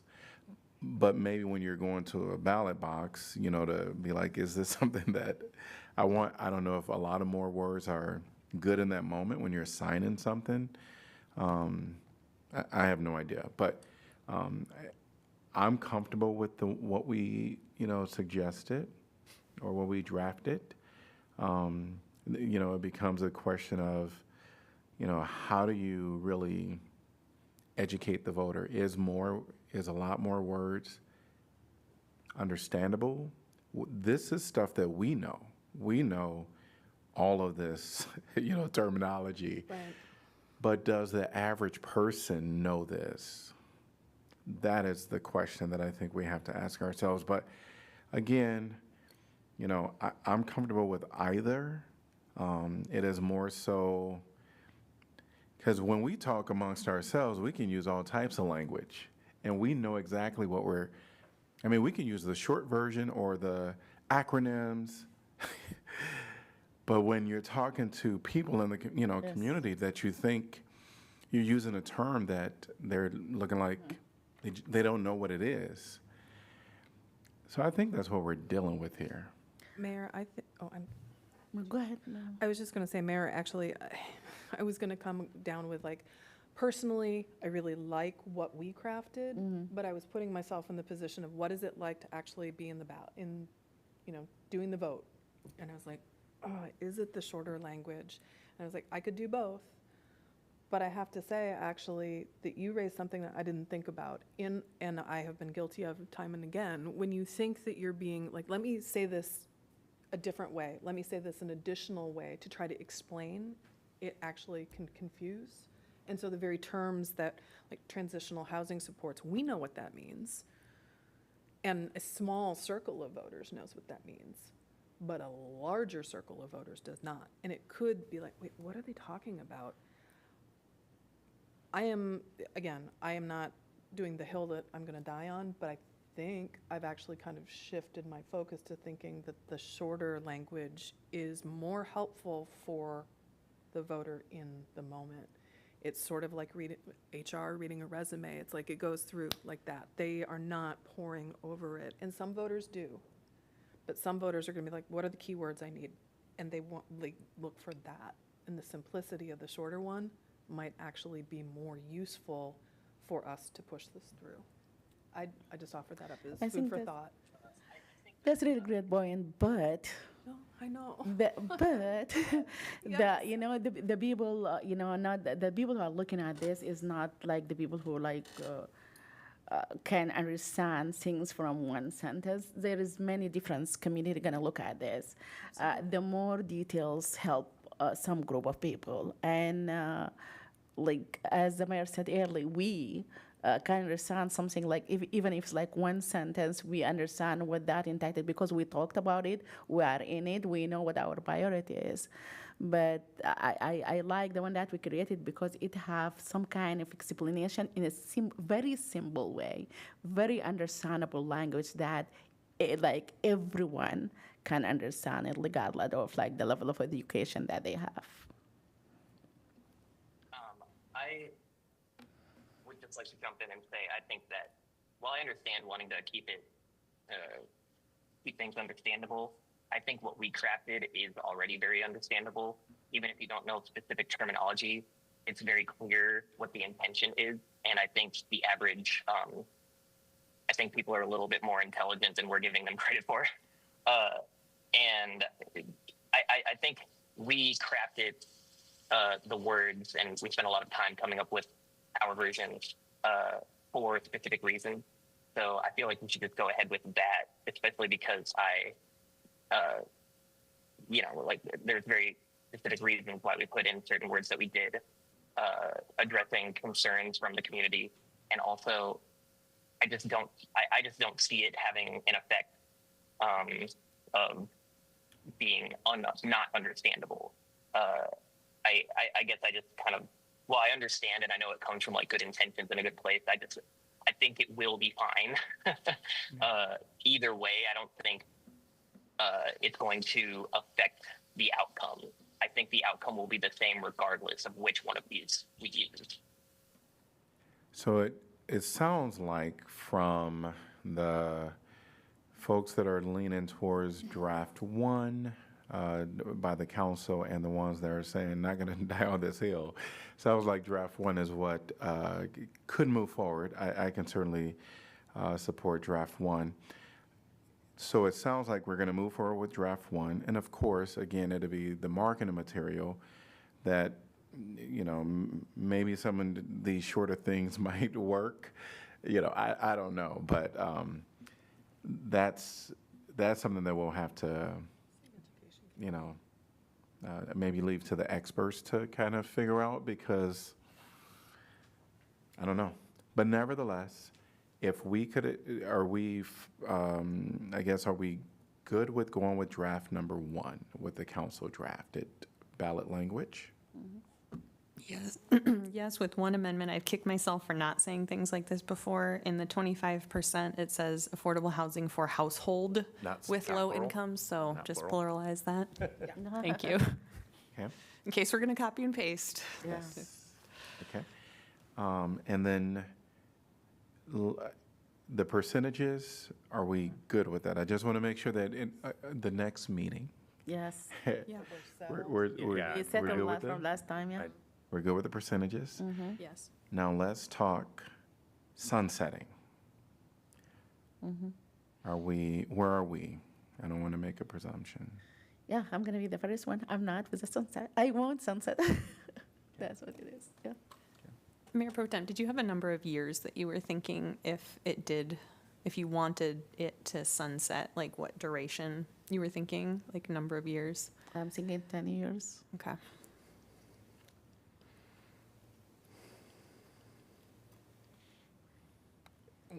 I will tell you my first reaction when I hear 10 years, that is a long time. I think it's a great time. And I mean, like 10 years, the maximum for me, or less. You know, the ideal one will be like try it for 5 years if it's not working. The only thing that when I see how much is coming out of it, maybe every year we're gonna grow and like use it more, and we're gonna have more money. I don't know if that's true, but it is the money that's coming out of it is not that much. Like for affordable housing, which is 2.5 million maybe. And this is like just to tax, the poor, to fix the affordable housing and the poverty, 2.5 million every year. I think that's something we can figure out from our own budget. It's not a lot of money. That's what I just believe is too much, and it's going to be for a long time. And if we can give the people time to try it, and if we find out it's really not worth it, why we continue taxing the poor? That's what I'm saying. I do understand what you're saying. I'm looking at remembering what we just heard, and that the state is continuing its quest to do more property tax rollback, which means our budget goes down even more. We're going to get a point, and 10 years to me, actually, due respect, Mayor, does not seem like much time at all. And I think that we would get to a point where hopefully, you're right, this is not a lot of money, but that it is money that can perpetuate and perhaps grow a bit of the urgent necessity of this work to help people with housing, as well as direct aid agencies. And I feel like honestly, what's projected out with the state and the state legislature, that 10 years, we will go off a cliff in terms, so I mean, and I'm one person, I am not an expert, but that's where my mind goes and why I'm concerned about it. The more that we need this, and it's a catch-22, because you don't want to continually tax the poor, and if we don't have revenues to fill the gap, we're going to have to start cutting things eventually in our budget. And so it's a scary, scary place to be. I would also say that, and I know it does not mitigate, it does not tax low-income people, but we are leaving so much money from outside the community not being taxed. I was just at the Greater Together 2030, and they have data, $543 million in tourist money that was spent in this community, in the greater Iowa City region, that we're not getting any money, no taxing for. So, sorry, I'm tangenting a little from the sunset or not, but I just feel like 10 years would be a place for us to sort of get our head above water and to be able to start to do some good work. God knows how long it's going to take the state to dig itself out. And then for it to sunset means we don't have that safety net anymore. So, Can I ask a question? I actually have a question, just a functional question. If we do sunset this, or if we have a referendum to, I don't know, extinguish it or end it, whatever the word is, and what does that mean? Does it mean that when we put our budget together moving forward, do we have to allocate these lost dollars towards these specific priorities, so that if there's a referendum to end them, we must end those services that are specifically tied to them? Or you just end the butt. Or do you understand? I'm sorry if my question isn't formed correctly, but let's just say that moving forward, we're using 15% of this loss to support community partnerships, and the community says, no, we don't want this anymore, and they terminate it through a referendum. Does that mean we must immediately sort of snap back those 15% benefits to our social service partners? Or is it more flexible within our sort of budgetary? I have an answer only as to as to timing. It's no sooner than 90 days following the election. So if I'm understanding the hypothetical you're presenting, if Well, I guess I'm thinking about a repeal referendum. I am too. I'm thinking if we Yeah. pass this and there's a repeal, are we really harming all of these agencies who are now relying on this loss to support them? Oh, well, yeah, I have less to say about that. I mean, I think I agree with you, but my answer is more relating to the timing. It would be at least 90 days before the repeal would take effect. That is, the tax would be lost. Okay. Yeah, I think any time that you're going to use dollars to support operational needs, and a lot of community partnerships are operational, you're going to risk service cuts. Yes, we could have general fund dollars fill that gap, but where those general fund dollars come from, I couldn't tell you right now. I don't think we have a good source for that. So I do think that's a significant risk. I don't know that it hits immediately. Generally, we're not going to spend the dollars as they come in, right? There's going to be some lag period. So if there is a repeal, I would like to think that we've taken the financial precautions to give ourselves a little bit of runway to wind those down, whether that's a year or so. I don't know at this time, but we'd want to proceed carefully particularly if there's a sunset for that particular reason. I think of the ARPA cliff that we keep talking about and hearing. And so, you know, if we were to go forward with this, you know, and it has an end date, you know, who knows what situation we'll be in 10 years, 5 years, whatever the case may be. You know, and this revenue goes away because of that sunset, you know, that date approaches.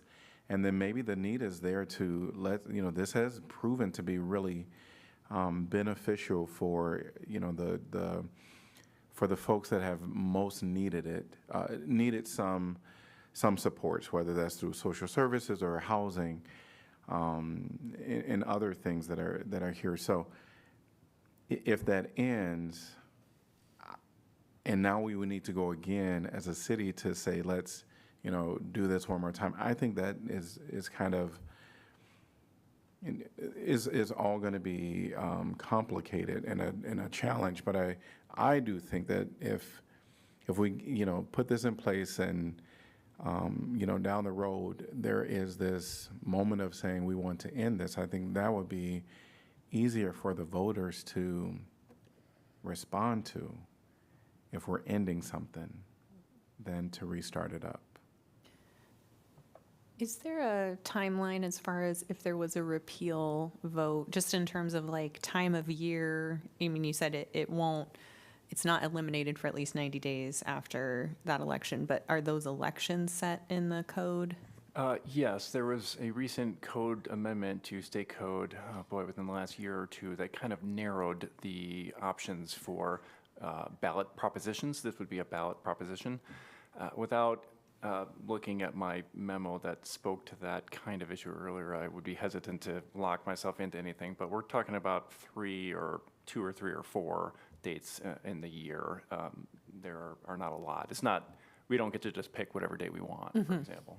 Okay, so what I'm getting at is I think that gives us hopefully a little more lead time or understanding, because it's not just, you know, immediate, or can't just be immediate.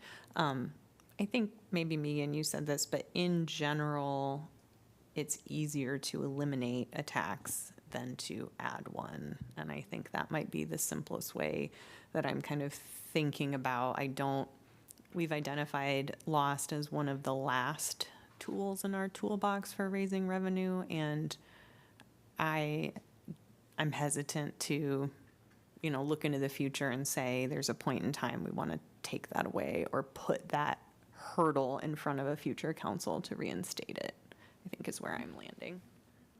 Or so they can decide they always want to get rid of it. Wondering. We can't hear you, Councilor Wyline. You cannot hear me? We can hear you now. Okay, cool. Thank you. I was wondering, because like I said, I think everybody up here would rather have more options for more progressive, rather than regressive taxes. This being, Councilor Burgess put it is one of the last tools in the toolbox to try to get critical funding in a time of austerity, even though it's not our first choice by all means. And so I think if we're going to do it, we should do it as securely and as right as possible, because we've identified that if the city were to have done this in the past, we could have been able to allocate higher percentages before property tax relief was put at 50%, if I'm remembering correctly. So to avoid something like that, I just don't trust the state, and I don't have high hopes that the Democrats are going to gain any type of thing resembling a majority anytime soon. So I think for that reason alone, a sunset scares me, and just kind of like taking the teeth away from what we could potentially do with the local option sales tax. But I think it's possible we could get creative with, while not having a sunset, being able to put in potentially some points in the future where we are held accountable. Like, let's say we have a in 5 years we review and have staff give us in the public a presentation on what this money has been used for, and to kind of like influence people to where if people see that we as a city are doing a bad job with the money, then they could petition for a ballot measure to remove the tax. And I know it's not, it's sometimes hard to get the public engaged that way, but I think that is something like that could be a way that we mitigate the fears of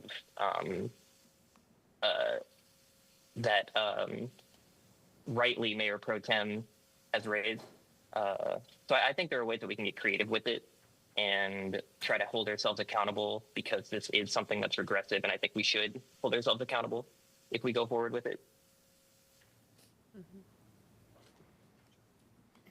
If I can just interject for an update in answer to Councilor Burgess' question. In even numbered years, the only 2 dates you could do the election are in March and September. In odd number years, you would have March, September, and November. And that applies to the repeal as well as the implementation. That's correct. Okay, thank you. So I think I hear a majority for no sunset. Yes. Is that correct? Yes. Okay. So we're going to move forward with no sunset. We're going to move forward with council drafted ballot language, which now will be the language that's used. And we're going to be on the November 4th ballot. And I know that we have some dates that we have to get stuff to the county, which will, this really does allow us to move to the next step. So thanks to all of my colleagues and the one up in the sky as well. And thanks to staff for all your work on this as well. Really appreciate it. Anything else before we leave this item?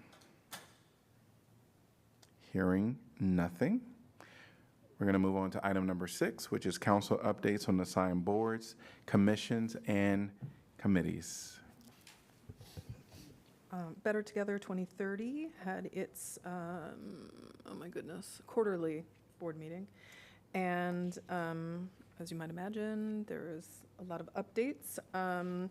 Just as a very, very brief kind of overview, 2030 is put together by having sort of 5 pillars of sort of interest.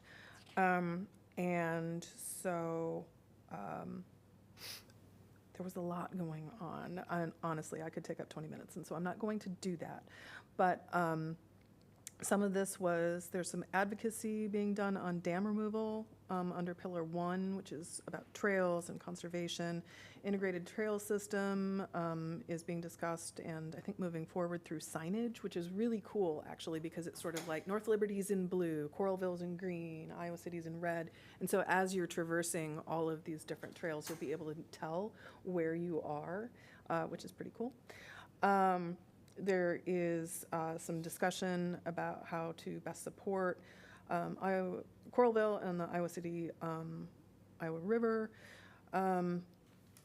advocacy on dam removal, and the Burlington Dam is much more complicated.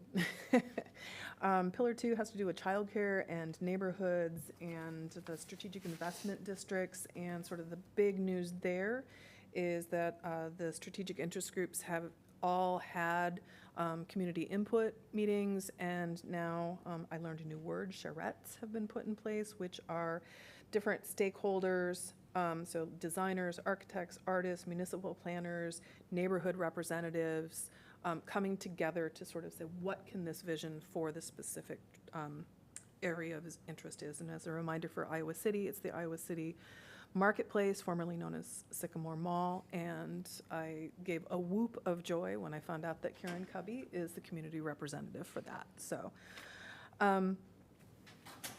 there is a lot of other stuff going on, and I see that we're at like 4 minutes before. So I will simply say that 2030 continues to do some incredibly good work in reaching out to a lot of different community partners and serving as a hub for those partners as well. So I'm just going to leave it at that with, so no offense for the specific news breaks on those other pillars, but it's been a long session. Great. Anything else? Hearing nothing, we are going to adjourn from our work session, and we will be back at 6 p.m. for our formal meeting.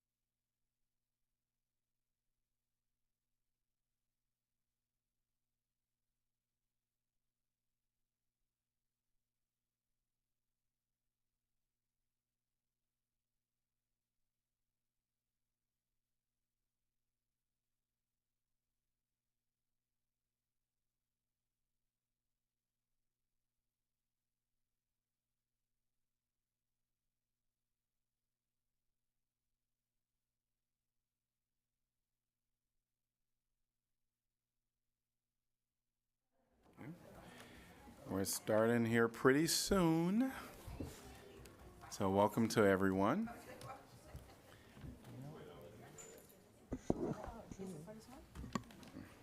She's outside. I told her I just wait until they call you. No, she's- Okay. All right, it is 6 p.m. on July 8th, 2025, and we're going to get the City of Iowa City formal meeting. We're going to call it to order. Roll call, please. Alter? Here. Burgess? Here. Harmson? Mo? Here. Saleh? Yes. Teague? Here. Wyline? I heard it here, but it was very vague.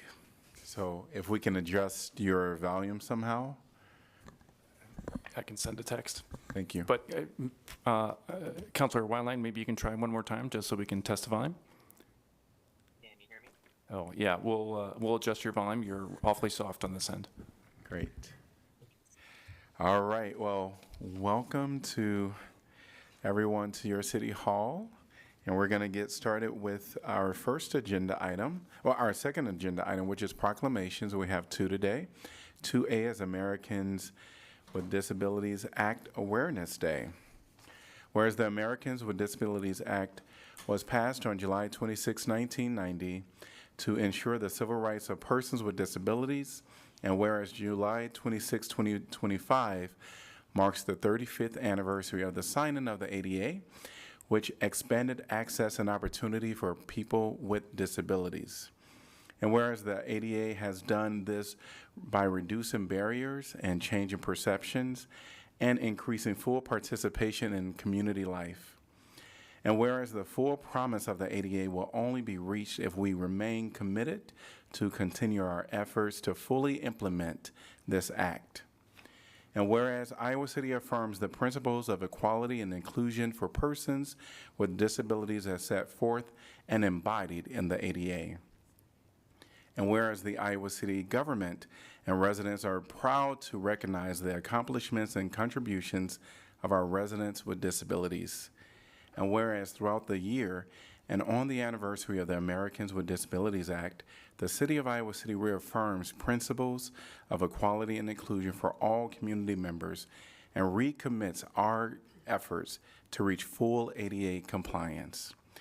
Now, therefore, I, Bruce Teague, Mayor of Iowa City, do hereby proclaim July 26, 2025 as Americans with Disabilities Act Awareness Day and call upon all community members to commemorate this day, celebrate the progress that has been made, and renew our commitment to the Americans with Disabilities Act. And to receive this proclamation is Bree Swap and Jolene Swerson with the Disability Services Coordinator Committee accepting this. So.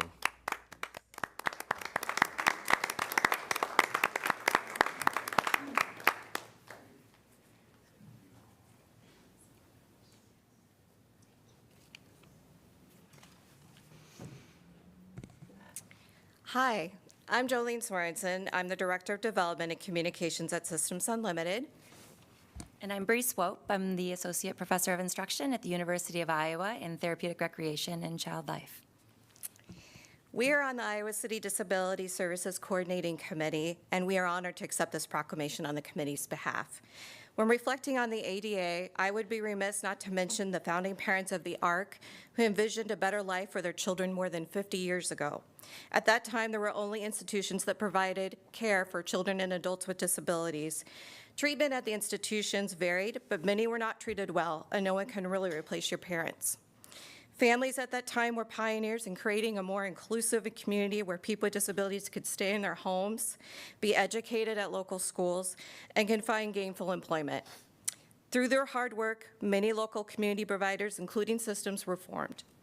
It is hard to believe that it took until 1990 for the ADA to become law, but it is due to the years of work on the parts of people living with disabilities, their families, and other advocates. As we look towards the future, nothing is guaranteed.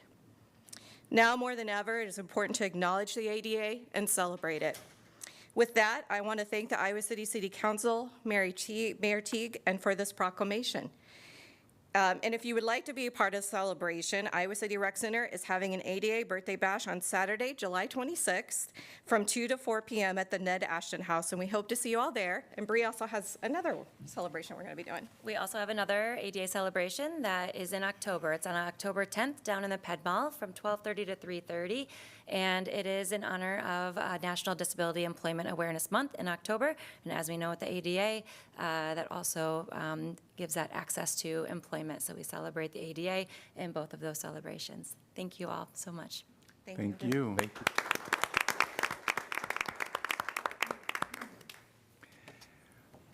Item 2B, proclamation is Democratic Republic of Congo Independence Day. Whereas the Democratic Republic of Congo declared its independence from Belgium on June 30th, 1960, marking a major milestone in the global movement for decolonization and self-governance. And whereas the DRC is one of the most resource-rich nations in the world, supplying over 70% of the world's cobalt, a critical mineral used in electrical vehicle batteries and renewable energy storage, approximately 60% of the global coltan, essential for smartphones, computers, and medical devices, significant reserves of copper, ranking among the top 5 producers globally, and about 20% of global industrial diamonds, contributing to both commercial and scientific industries.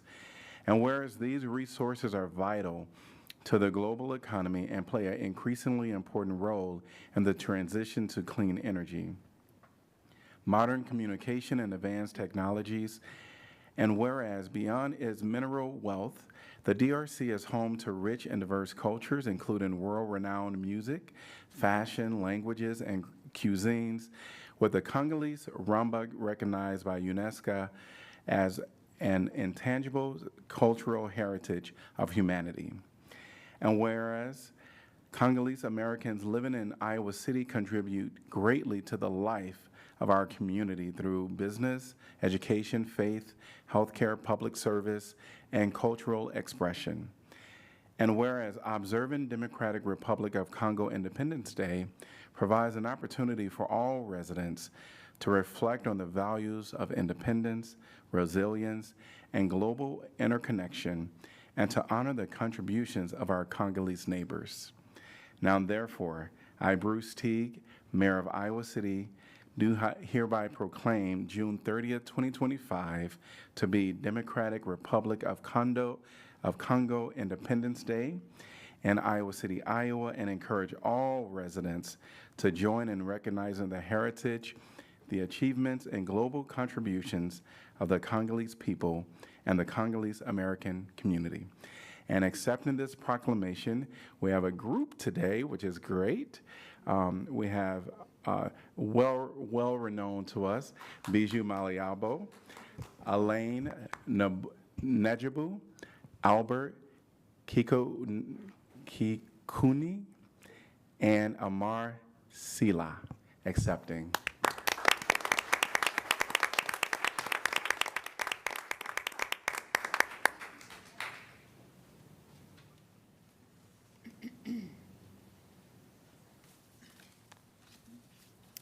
Good evening, Mayor and City Council. I know I come here a lot, and I always say that. On behalf of the Congolese community in Johnson County, especially in Iowa City, I extend our heartfelt gratitude for this proclamation, recognition of the Independence Day of the Democratic Republic of Congo. Your gesture is more than symbolic. It affirms our presence, celebrates our culture, and acknowledges the journey of our people. It means a great deal to be seen, valued, and welcomed here in Iowa City. The Democratic Republic of Congo, once known as Zaire, is a nation of immense riches, both in culture and natural resources. While our official language is French, we are also proud of our 4 national languages, Lingala, Swahili, Kikongo, and Chiluba.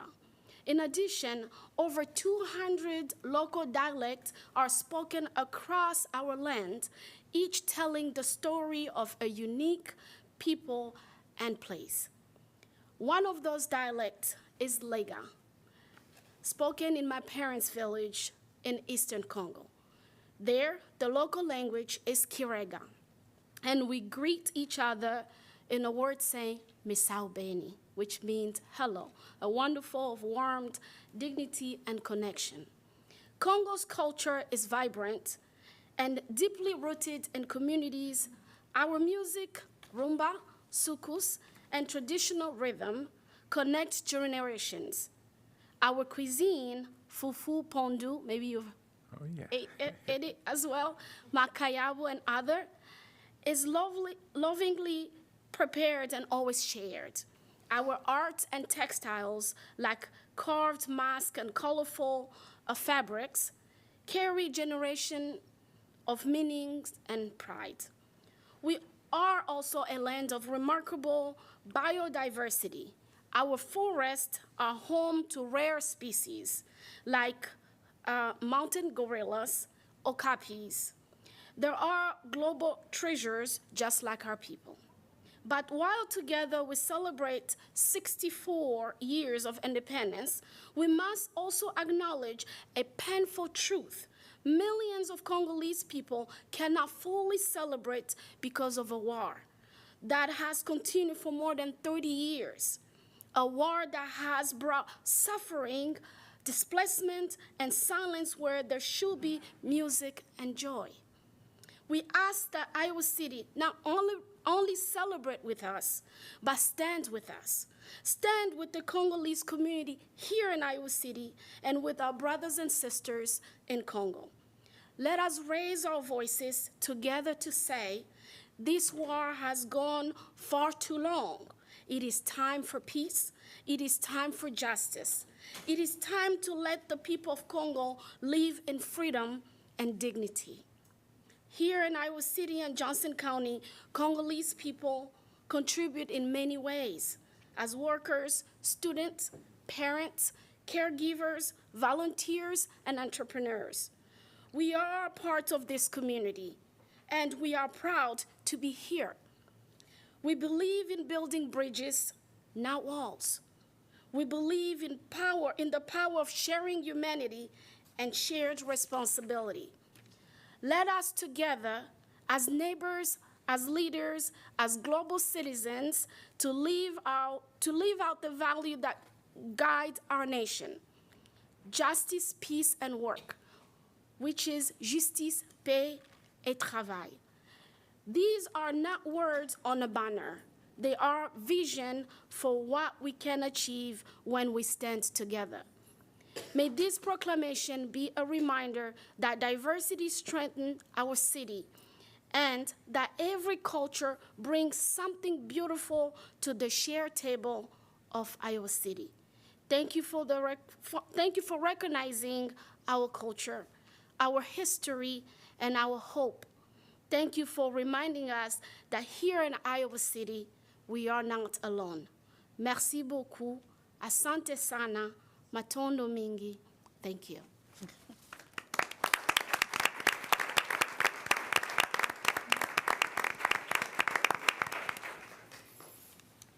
Ladies and gentlemen, brothers and sisters, good evening. Good evening. I'm trying not to be nervous. You're at home. Thank you. Today we stand on a special and sacred ground, not only as an immigrant, but as sons and daughters of two proud nations, the Democratic Republic of Congo and the United States of America. It is with a deep emotion and gratitude that we welcome the Honorable Mayor of Iowa City, Mayor Bruce Teague, who has chosen to recognize our independence and contribution of our community to the growth and well-being of this great state. This moment is more than symbolic. It is historic. It reminds us that our identity travels with us, that our values shine behind borders, and that our presence here is not accidental, but purposeful. Let this proclamation echo not just in Iowa, but in the heart of all Congolese around the world, we are people of dignity, of faith, and of destiny. May this day renew our pride, strengthen our unity, and inspire us to continue building both here and for our beloved in Congo. May God bless the state of Iowa. May God bless the Democratic Republic of Congo. May God bless America. Thank you. Thank you.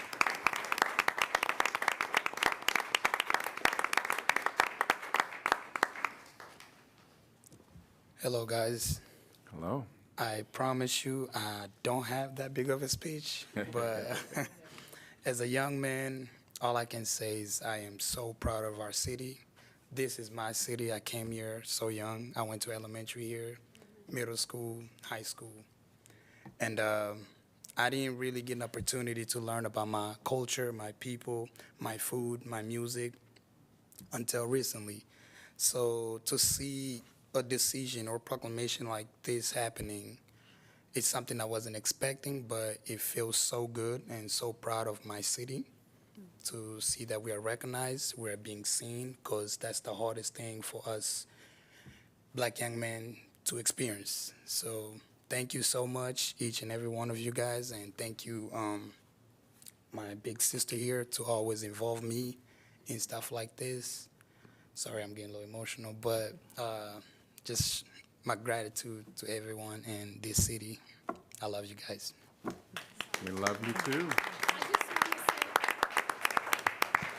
He also has a barber shop. He's a barber, he's a plumber. He advertising.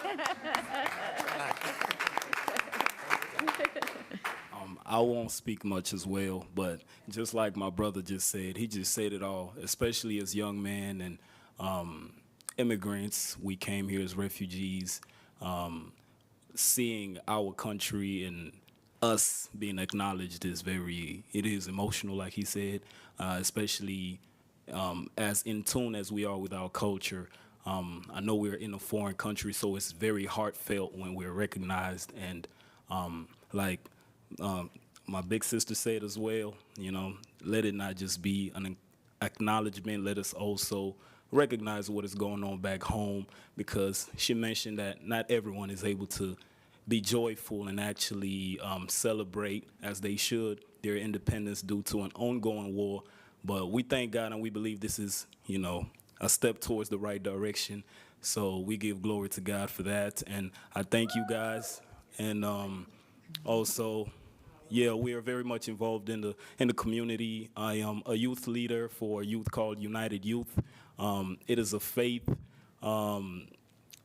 group where we believe in God coming together, unity, and staying out of trouble. I believe there's a lot of distractions in the world today, especially with the young ladies, young men, and the youth is really, it brings the community together and pushes positivity. And so I'm just thankful to be a part of that. I'm proud to be Congolese, and I'm proud to be a part of Iowa City, this community. Thank you. Thank you.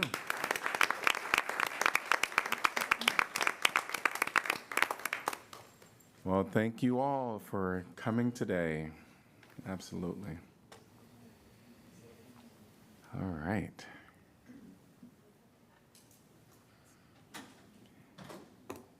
We're going to move on, if we can. All right. Could I get a motion we're going to move on to our consent agenda, which is items 3 through 8. Could I get a motion to move, please? So moved, Mo. Second, Saleh. All right. Anyone from the public like to address this topic? If you are online, please raise your virtual hand, and I will acknowledge you. And if you're present, please come up. Seeing this is for the consent agenda. You're not on item 7 yet. Yes, item 7 is a part of this. Please come up if you want to talk to item 7.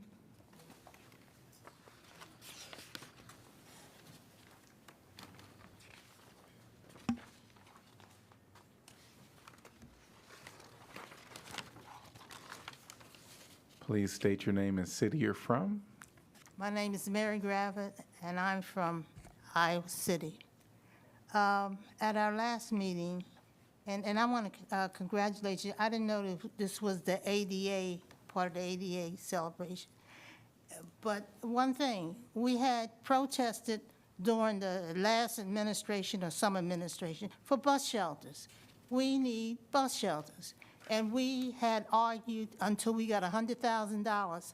Now, I don't want to accuse anybody of taking our money, but I want to know where the money is. And Ms. Mary, you know that'll be at item number 9. You can talk about that next. Oh, well, I want to talk, well, I'll get on to something. I've been thinking about the people from Hilltop Court the last time I was here.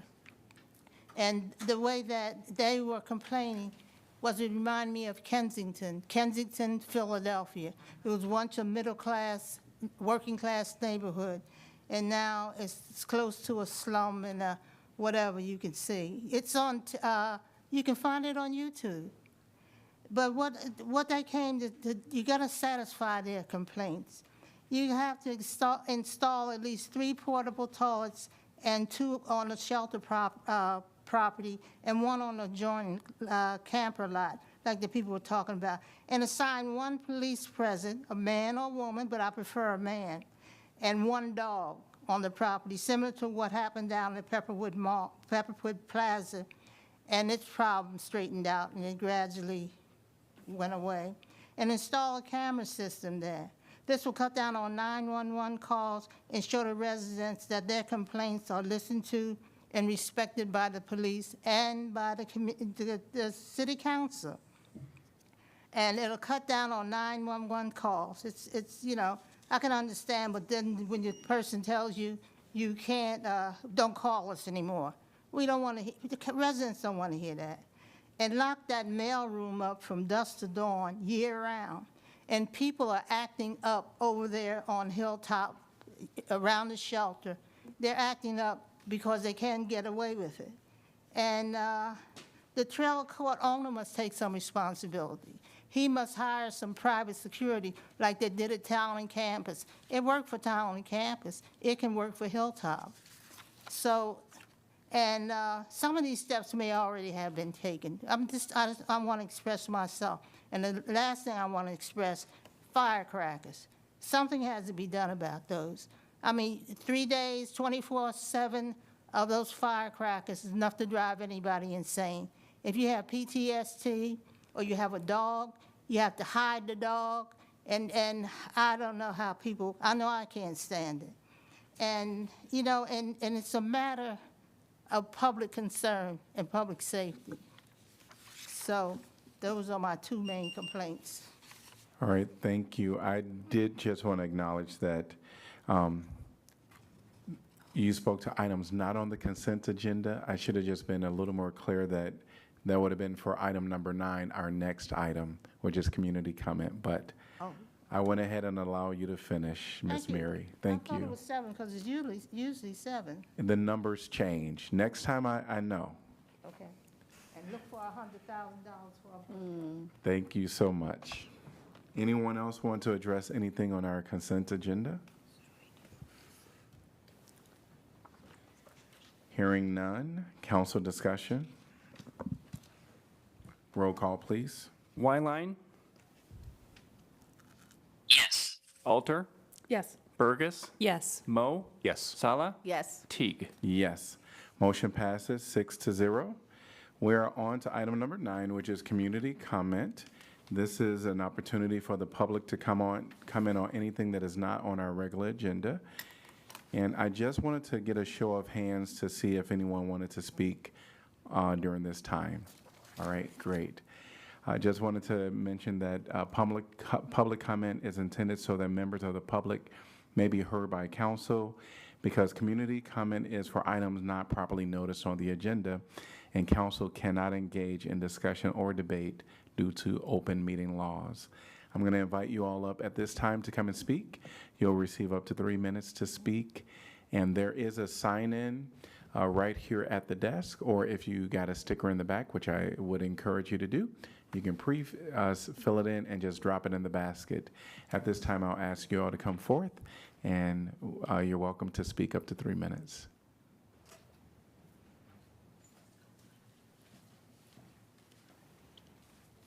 Welcome. Thank you. I didn't get the sticker. Yes. And feel free to mosey to the back and get stickers.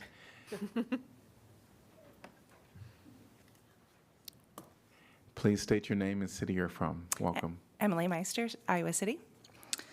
Good evening, Mayor and council members. My name is Emily Meister, and I serve as the Director of Community Impact and Engagement at United Way of Johnson and Washington counties. 30-plus years ago, I was a child growing up in rural northern Iowa with a single mother who lived with schizophrenia.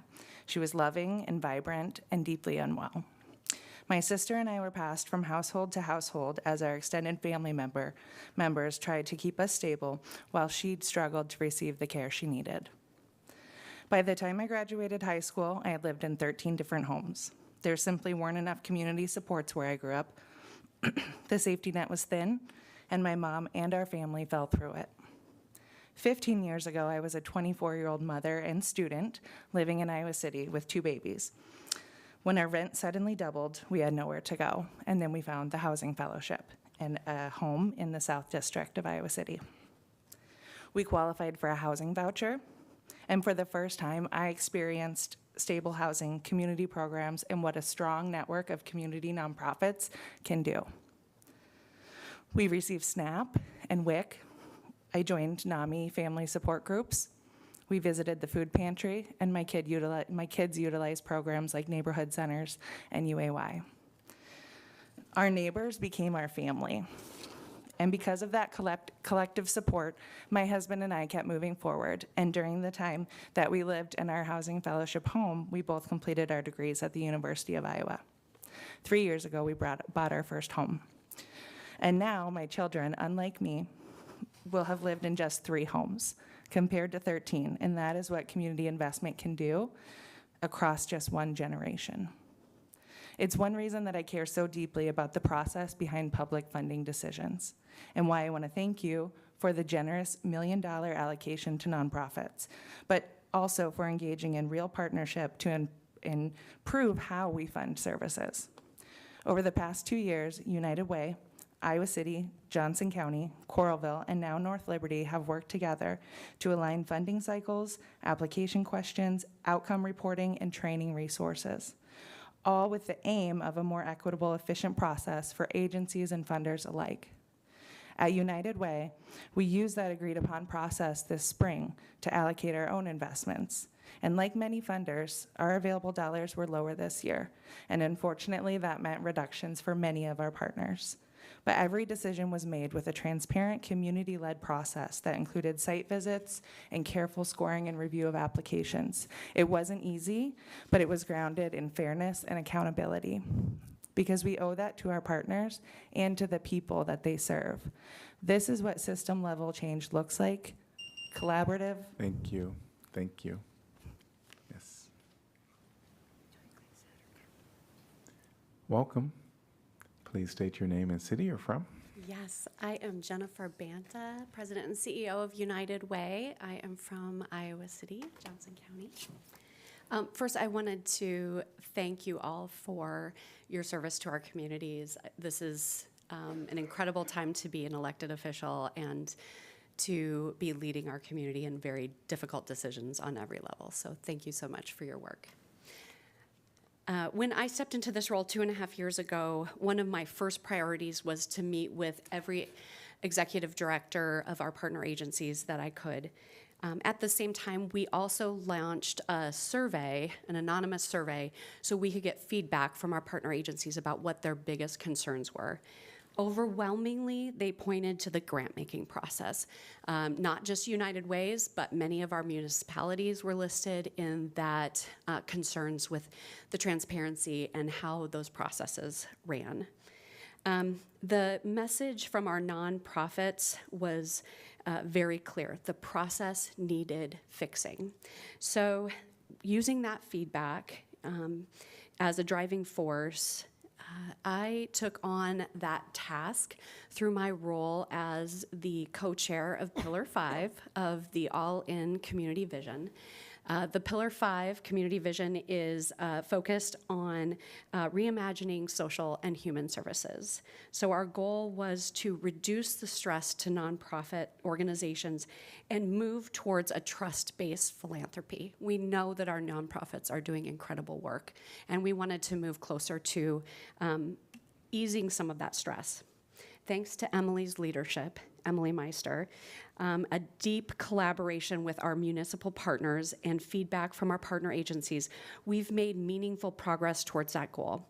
For the first time ever, all 5 funders, United Way, Johnson County, Iowa City, Coralville, and North Liberty, are all aligned under the same platform, utilizing the same biannual funding process.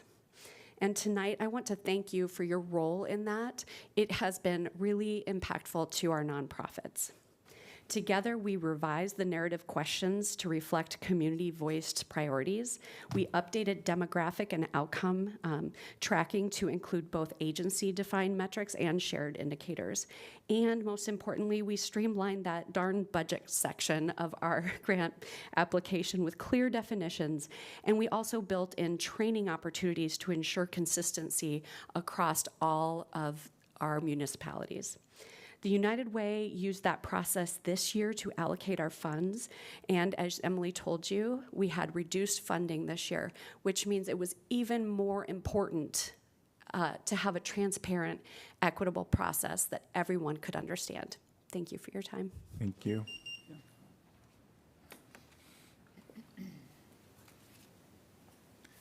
Welcome. Please state your name and city you're from. My name's Becky Reedus, and I am from Iowa City. I am a past member of HCDC, first appointed to the commission July 2021, and I served for 3 years. I attended every meeting, and I performed every task that that was requested of me, including the scoring and the recommendations of applications for funding. I advocated for the establishment of a subcommittee to recommend changes to the funding process, and when that was established, I chaired that subcommittee.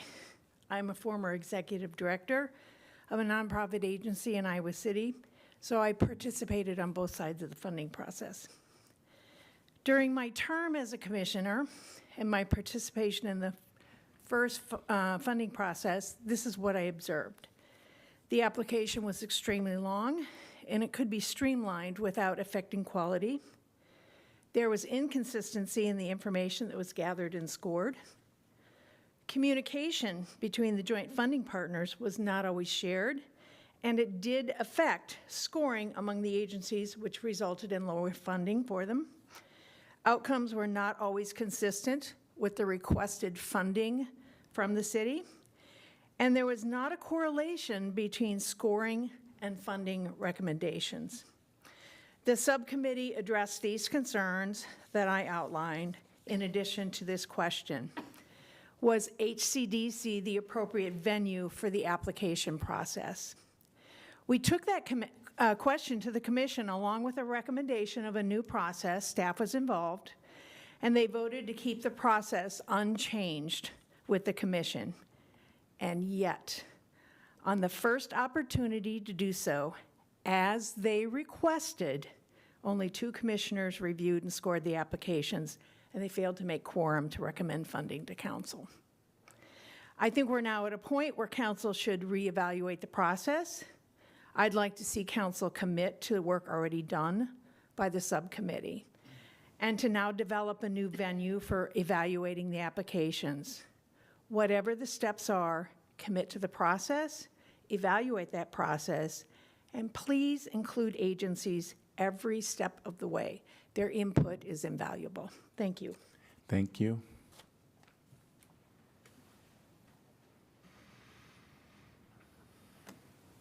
Welcome. Please state your name and city you're from. I am Missy Forbes, and I am from Iowa City. I'm also the executive director of Four Cs.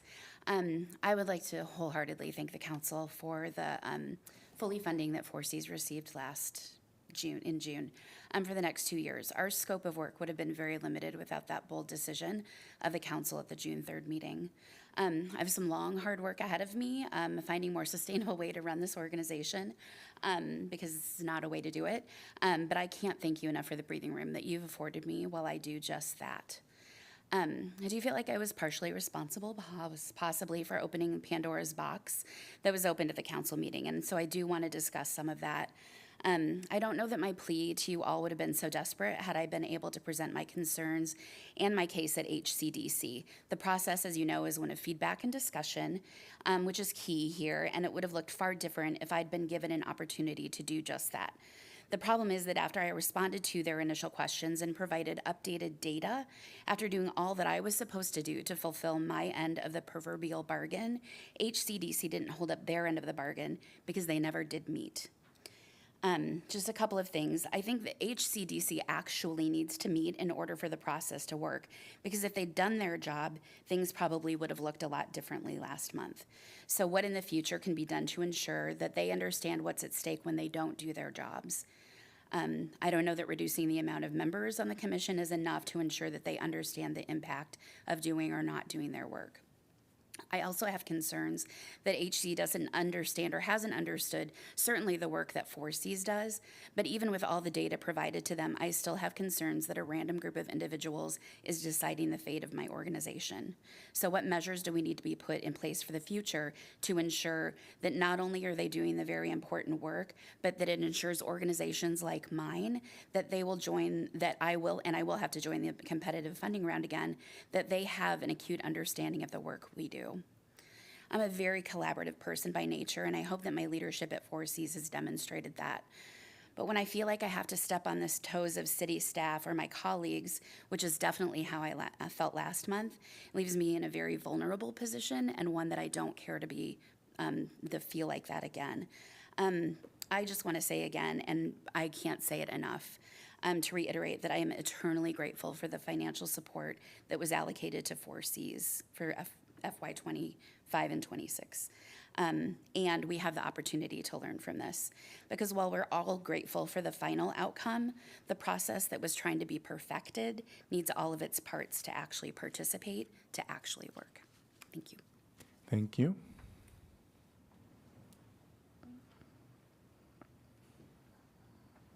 Welcome.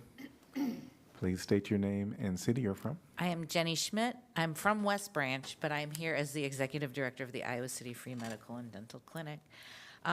Like those before me, first I need to thank you so much for the support for the Free Medical and Dental Clinic that you have given us this year and so many years. We are so proud to be in Iowa City since 1971. And when I talk to groups about the work we do, I make it clear that we would not exist without the tremendous support of the city. Also, I want to state that the support that you gave us also comes to help us fulfill earlier support you gave us through the ARPA grants. We're about 3 weeks away from finishing this giant renovation, and you will all be receiving invites to our October 8th open house, shameless plug. Okay. As you can imagine, we were thrilled with the outcome of the funding round. We had previously been given $40,000 a year. I went into this asking for what I thought we really needed, which was $100,000. As I stated in my application, I asked for the significant increase over what we had received in the prior years for two major reasons. One, as some of you know, a few years ago, this process got to a point where agencies were asked to come and say, what do you really need? And agencies did.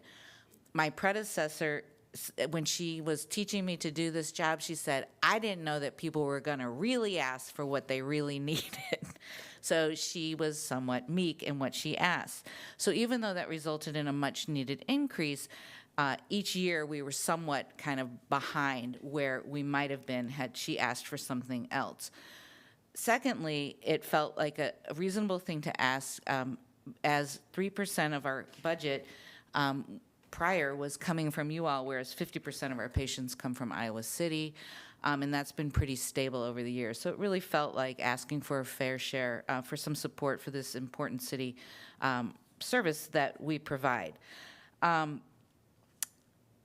when I went to ask for that in the fall, I debated a lot. I had a tummy ache. I thought, they're going to think I'm ridiculous. They're not going to take me seriously. They're going to think I'm flip and unthankful. But I thought, no, this is really right. And I had gone to speak to other people about this need, and I just decided to go for it. So luckily for me, the risk worked out.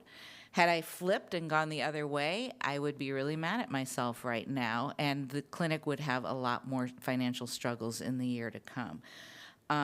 That being said, I stand here today, oh my gosh, with my colleagues from all these outstanding organizations to support the request for a clearer process with more transparency. We all work in a world of crazy uncertainty, and if having a little bit more certainty around how the process will work and a feeling that it will be fair and equitable and transparent, that would make a big difference. Once again, I want to thank you so much for the support, the ongoing support, and this recent allotment, and I look forward to our continued partnership. Thank you. Thank you.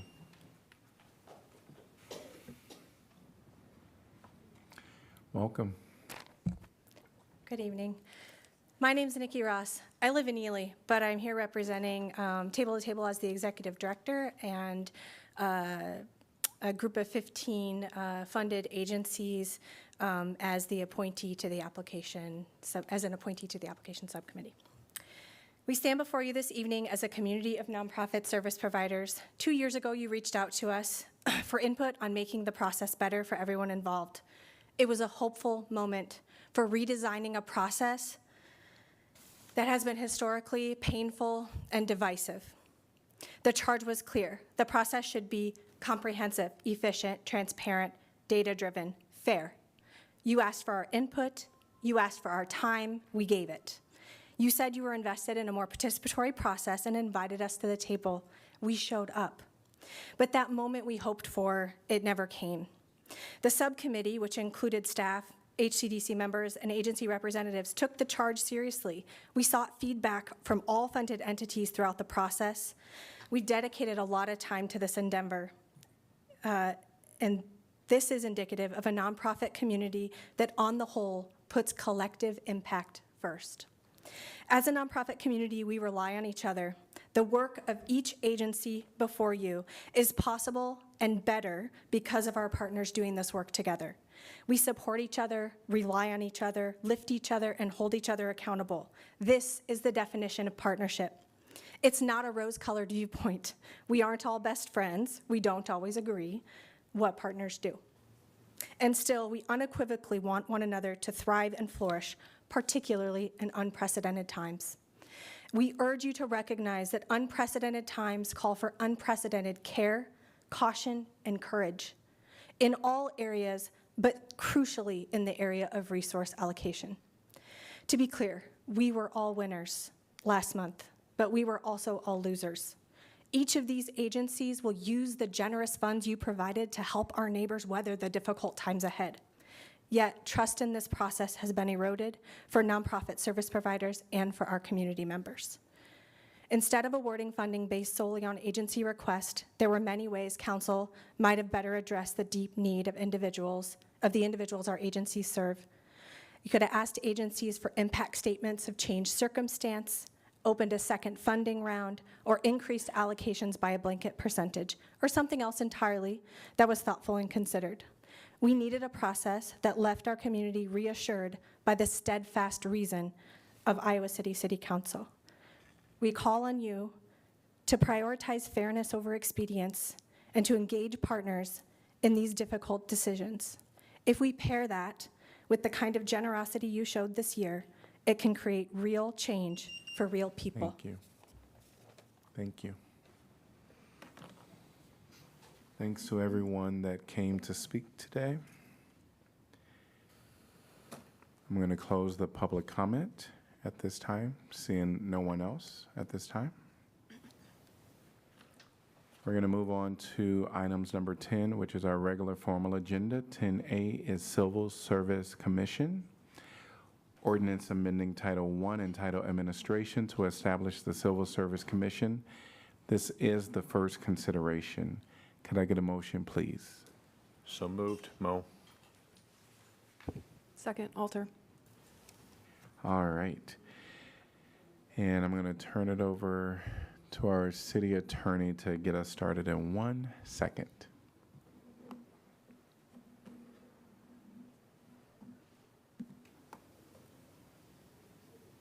City attorney, yes. Thank you, Mayor. At our work session tonight, the council received an update from the city's lobbyists on a number of bills, including Senate File 311. That bill did a number of things, but one of the things it did was modify the required number of civil service commissioners who serve on the Civil Service Commission. Previously, it had been a minimum of 3. And there was no need to set that number by ordinance, so the city did not. However, with the amendment, cities with more than $50,000 residents need to have a civil service commission with at least 5 and no more than 7. Oddly, the statute looks not at current population numbers, but the census figures from 1980. So I did some checking to see, and it appears our population, according to the federal census in 1980, was 50,508. So you're just barely over the threshold to require this move. I imagine in a lot of our growing communities in Des Moines that will make a really big difference. In any event, we are now, by the statute, required to go from 3 to at least 5, no more than 7. Staff is recommending the ordinance before you at 5 because it's closer to the 3 that we currently have and it shouldn't be too burdensome to add members. And with that, I'd be happy to answer any questions that you folks have.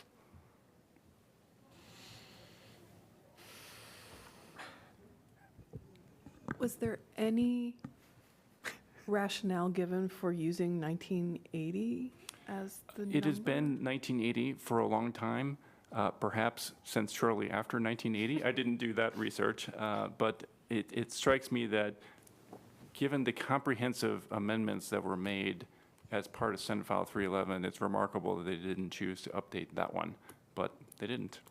Okay, thank you. There are no more questions. Anyone want to address this topic? If you're online, which I can't see. Okay. No hand. If you're online, please raise your virtual hand. You would just have to let me know, please. And if you're present, please step forward. Seeing no one in person or online.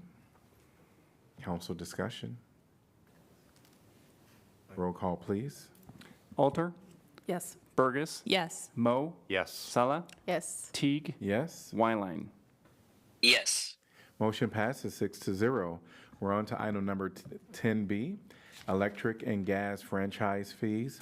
Ordinance amending Title 12, Chapter 5, franchise fees to repeal the 1% franchise fee and enact a 2% franchise fee on the gross revenue derived from the distribution, delivery, and retail sale of electricity and natural gas by franchisees, including Mid-American Energy Company or other natural gas providers utilizing the distribution system of Mid-American, to customers within the current or future corporate limits of the City of Iowa City, and to describe the purpose for the revenue collected. This is the second consideration. Could I get a motion, please? So move, sir. Second, Mo. Anyone from the public like to address this topic? If you're online, please raise your virtual hand. If you're present in council chambers, please come forth. Seeing no one online or in person, council discussion. Roll call, please. Burgess? Yes. Mo? Yes. Sala? Yes. Teague? Yes. Wyline? Yes. Alter? Yes. Motion passes 6-0. We're on to item 10C, Human Rights Grant Allocations for Fiscal Year 2025. Resolution adopting the Human Rights Grant Allocation for Fiscal Year 2025. Could I get a motion to approve, please? So moved, Burgess. Second, Alter. And I just wanted to acknowledge that Mayor Pro Tem Sala is recusing herself from this item. And we're going to ask for commission comments at this time.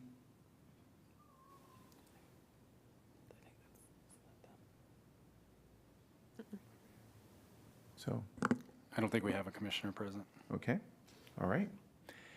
Anyone from the public like to address this topic? And there's no commissioner online? Hand raised? No? Okay. Anyone from the public like to address this topic? If you're online, please raise your virtual hand. If you're present, please come forth. Seeing no one in person or online. Council discussion. Roll call. Sorry, is it, not having, gone through this process with the Human Rights Commission, is it, would it be prudent of us to wait until we get a commissioner's comment, or should we just take the recommendation at its face value? There are notes. We have the notes provided, and they Yeah. voted on it in a quorum. Yeah. Yep, I just wanted to make sure that it wasn't unusual that there wasn't someone here. But it seems like it makes sense to me. I just wanted to make sure. So thank you. Okay. I did have one question just regarding the lack of staff recommendation. I mean, I'm interpreting that as this is kind of political, given everything we were just talking about and allocating funds to agencies, but we do get staff recommendations on other grant awards. I'm just curious if there's a reason for the lack of recommendation. That's just an oversight on my review part. I Okay. believe we should have, it should be a recommendation for approval. Okay. Yes. Thank you. Hearing no more discussion. Roll call, please. Mo, Yes. Teague, Yes. Wyline, Yes. Alter, Yes. Burgess. Yes. Motion passes 5-0.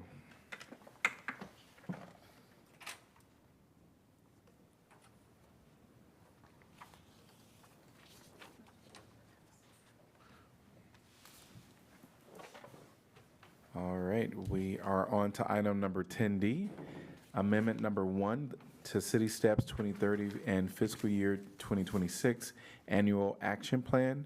This is a resolution approving substantial amendment number 1 to City Steps 2030, which includes the fiscal year 2026 Annual Action Plan. Could I get a motion to approve, please? So moved. Alter. Second, Mo. Great, and welcome.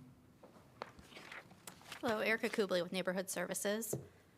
Back in January, City Council approved City Steps 2030, which is the city's 5-year consolidated plan that outlines goals and priorities for the use of CDBG and home funds. This allowed us to prepare for our FY26 funding year as we awaited our funding allocations. We're coming back with a substantial amendment to this plan to incorporate both our CDBG and home funding allocations to approve our FY26 annual action plan and ensure that we follow the changes in federal regulations and any applicable executive orders. We were bracing for the worst this year with our CDBG and home funding. There have been proposals to cut both of these programs at the federal level, but we ended up with a budget carryover from last year. So based on the formula allocations, we will receive about $741,000 in CDBG funds, which is a $25,000 increase over last year. And then our home allocation is $378,000, which is about $6,000 less than last year. So overall, we had a net increase of $19,000, and we're just happy to be here with our funds. So that was good news. So this graph shows our CDBG and home funding over the past 30 years. Our CDBG allocation is about average for the past 30 years at $741,000. Home is on the lower end of what we typically receive. Iowa City's been receiving CDBG and home funds from HUD since each program's inception. So this is our 51st year of CDBG funding and our 36th year of home funding. Many of our active affordable housing units in our community were funded in part with CDBG or home, and CDBG has also funded small businesses, park amenities, and nonprofit facilities. In the past 30 years, what you're seeing on this chart, these two programs have directly invested over $40 million in Iowa City, and both programs are at risk of being eliminated in the federal budget in future years. This graph shows the same information adjusted for inflation. Because we are overall seeing smaller allocations over time, in our City Steps plan, we prioritize activities for the next 5 years in Iowa City to have the biggest impact. So these are our activities for next year, or for this year, outlined in our annual action plan. We will use CDBG for public services or aid to agencies. This funding will go to, it's $124,000, 15% of our CDBG allocation we can use for public services. This will go to neighborhood centers as part of their aid to agency award. CDBG will also fund our rehab programs, both owner occupied and rental. And then we will also hold a competitive funding round for rental acquisition and public facilities, which would be like improvements to nonprofits. And that process opened this week and will be due on August 4th. For home funding, we will be funding our down payment assistance program, our tenant-based rental assistance, which is a rental subsidy. And then we will work with Housing Fellowship for the Community Housing Development Organization for a project, we call it Chodo Reserve Activity, and they also get a little bit of operational funding for being a community housing development organization. And then the last part is planning administration. That covers staff costs here at the city. We can use 20% of CDBG and 10% of home, so that's in there as well. On the right column, we have beneficiaries. We aim low. We try to meet our targets, so the number should be higher at the end of the year, but this is the minimum of what we expect. So, regulatory updates. The affirmatively furthering fair housing mandate has been rescinded. This mandate required entities to proactively take meaningful actions to overcome patterns of segregation, promote fair housing choice, eliminate disparities and opportunities, and foster inclusive communities free from discrimination. So this is no longer in place. This changes quite a bit throughout even my career. Every 4 years, it's a little bit different. It's kind of always in limbo. So that is no longer a requirement they have to follow with HUD.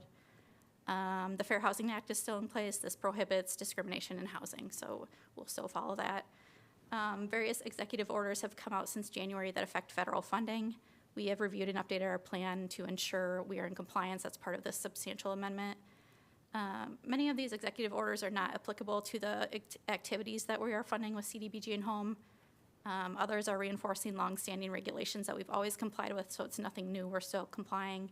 We're going to continue to keep an eye on these changes at the federal level and make sure that we're able to access our funding and that we continue to be in compliance.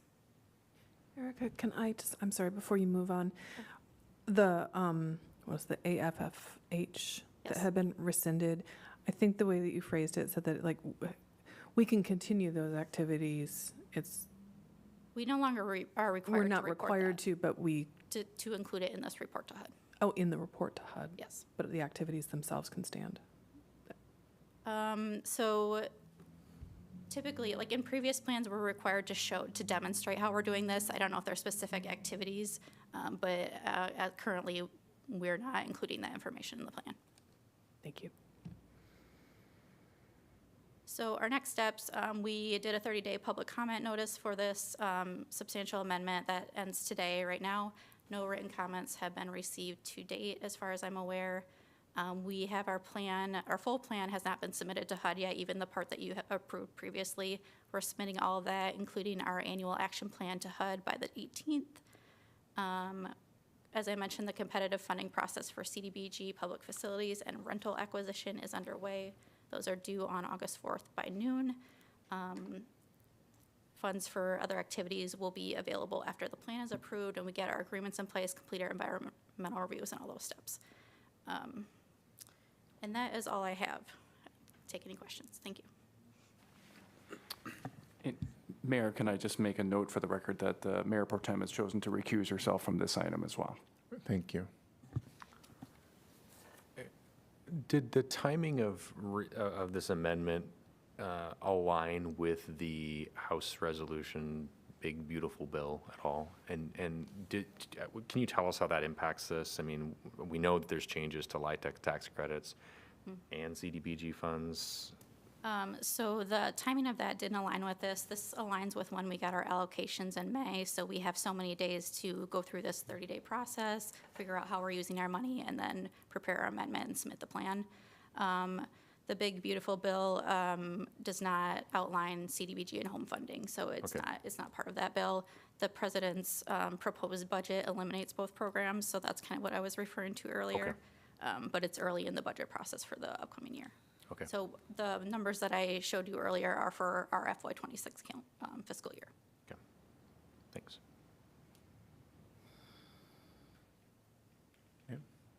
No more questions. Thank you. Anyone from the public like to address this topic? Seeing no one in person or online. Council discussion? Roll call, please.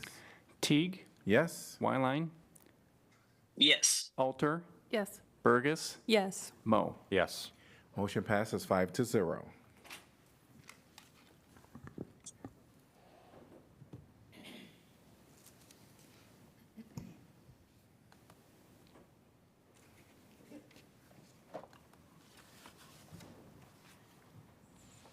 E is Citizen Participation Plan. Resolution approving a substantial amendment to the Citizen Participation Plan and rescinding Resolution number 20-11. Could I get a motion to approve, please? So moved, Mo. Second, Burgess. And welcome again, Erica. Thank you.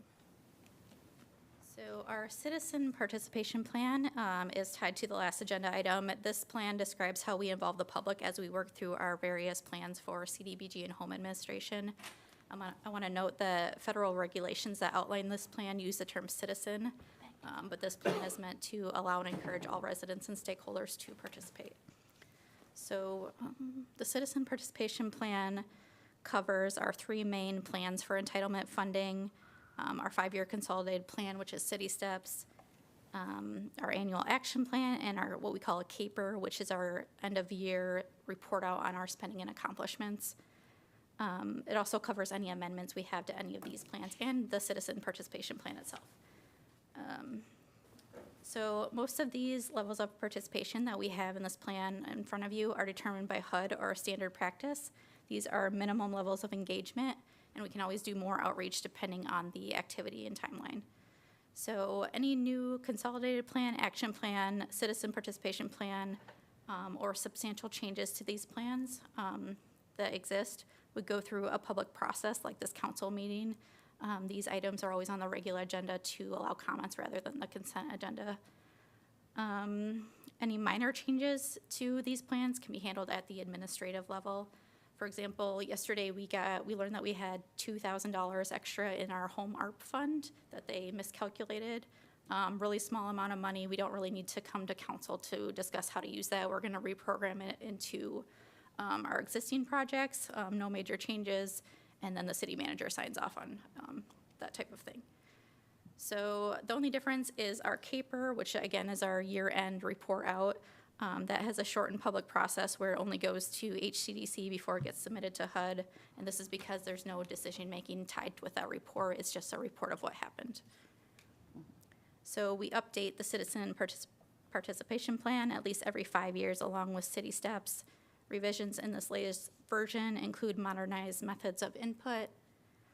The last update took place at the beginning of COVID, so we didn't have the same kind of remote opportunities that we have now. We wanted to include those. We added provisions for disasters and emergencies. If we happen to have another pandemic, we may need additional flexibility to get funds out into the community quickly. We've reviewed the plan to ensure consistency with current program regulations, and we've increased clarity on input and approval processes for each plan. One situation that you guys are aware of that happened in the past year was our inability for HCDC to reach quorum. So we just updated the language to say if that happened, we'd be able to come directly to council. Our process will be to go to HCDC, make a recommendation, and then come to council. But just in the event that that happens, we have language in our plan outlining that process. And I think that's all I have for this one. Happy to answer any questions. Hearing none, thank you. Anyone from the public like to address this topic? If you're present, please come forth. If you're online, please raise your virtual hand. Seeing no one in person or online. Council discussion. Roll call, please. Wyline, Yes. Alter, Yes. Burgess, Yes. Mo, Yes. Sala, Yes. Teague. Yes, motion passes 6-0. We're on to items 11, council appointments. 11A is Community Police Review Board. There's one vacancy to fill an unexpired term upon appointment through June 30th, 2027. Staff is requesting deferral to August 19th, 2025. Wonder if someone would like to make a motion to defer, or do we want to continue with discussion? I would make a motion to defer. I second that motion. Moved by Mo, seconded by Salah. And council discussion. All in favor say aye. Aye. Aye. Any opposed? Motion passes 6-0. 11B is Historic Preservation Commission Summit Street.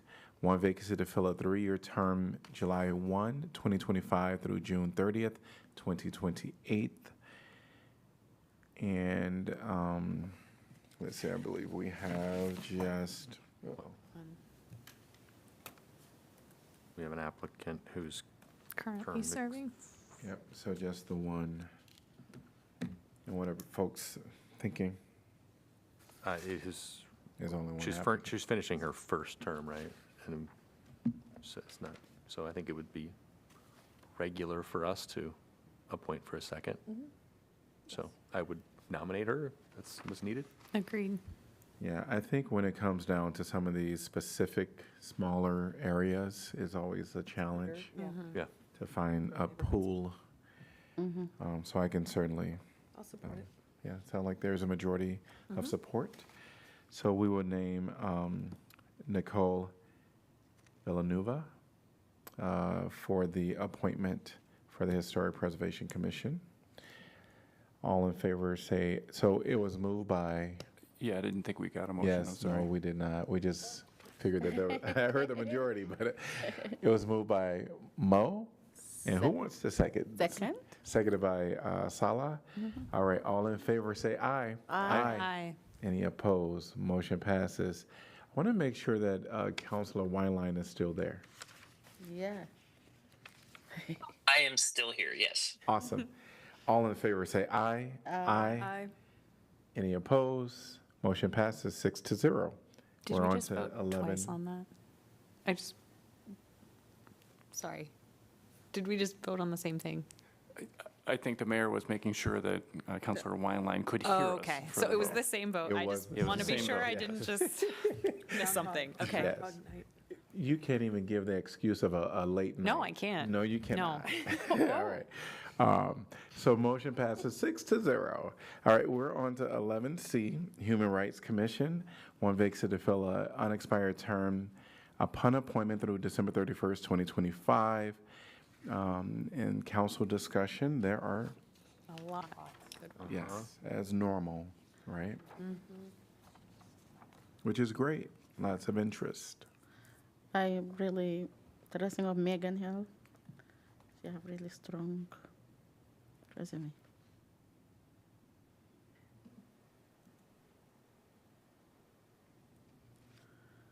Any other? I will say that over the course of the last year, I was glad to see that Jaden Bartlett submitted an application. I think that he was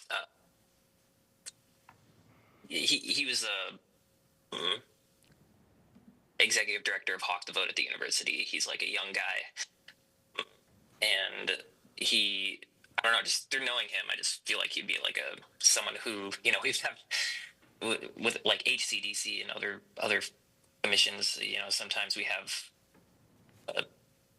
trouble with people maybe not showing up, but I don't think that would be the case for someone like him, who I see as like extremely motivated eager to go above and beyond. So, I mean, I'll just say that for me, that's an application that stood out. Any other nominations for consideration? I'd just throw in Talia Miller.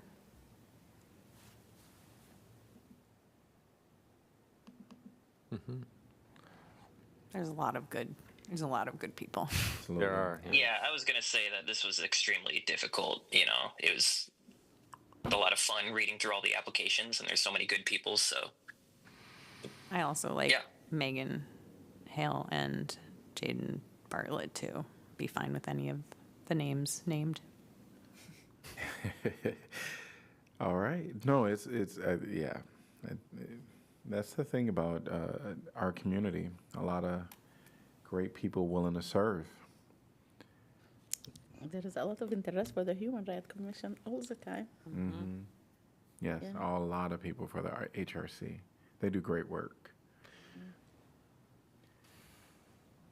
I guess I'm kind of with Councilor Burgess where, the three nominated so far I can support. I guess I'll just go through these real quick unless someone has. There's so many good ones. I did have a chance to work with Talia on the Trans Advisory Committee, and the intersection of that population and housing was something that was very important to them, and I feel like maybe that's the moment for that, so. I was kind of thinking that, and actually along with, I'm looking at it within in the creative community building. Yeah, they're all so good, and I just, So, I've had a chance to work with Talia. Megan also said she was volunteering with many organizations. I know I met her many times. She's good too. She's very low, doing nice things. Social justice kind of person.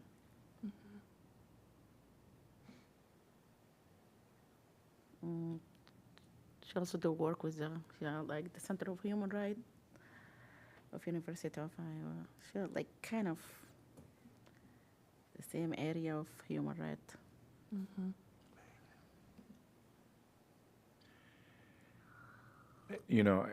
There's so many great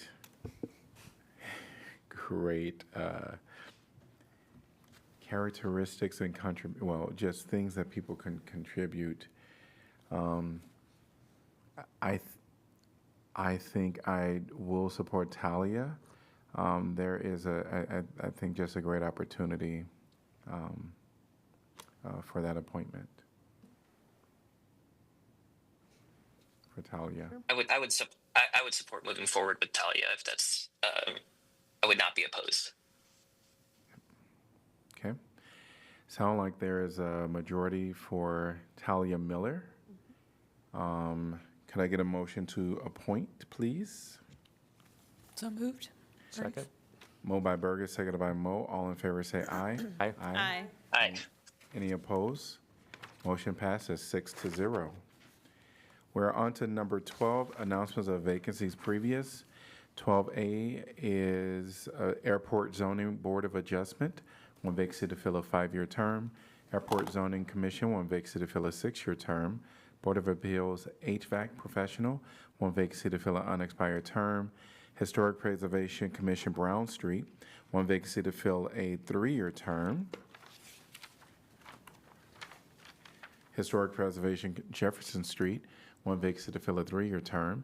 Historic Preservation Commission Woodlawn Avenue, one vacancy to fill a 3-year term. Vacancies will remain open until filled. Item number 13 is City Council information. For me. There was a lot of stuff happening over there over the holiday weekend. Jazz Fest, fireworks, and a lot of rain. All right. And just, actually, that's curious to remind us when the Iowa City we can shoot off fireworks. That's over now, right? That is over. That is over. Thank you for the People who are reminder. watching this, that's over. I heard you last night, so.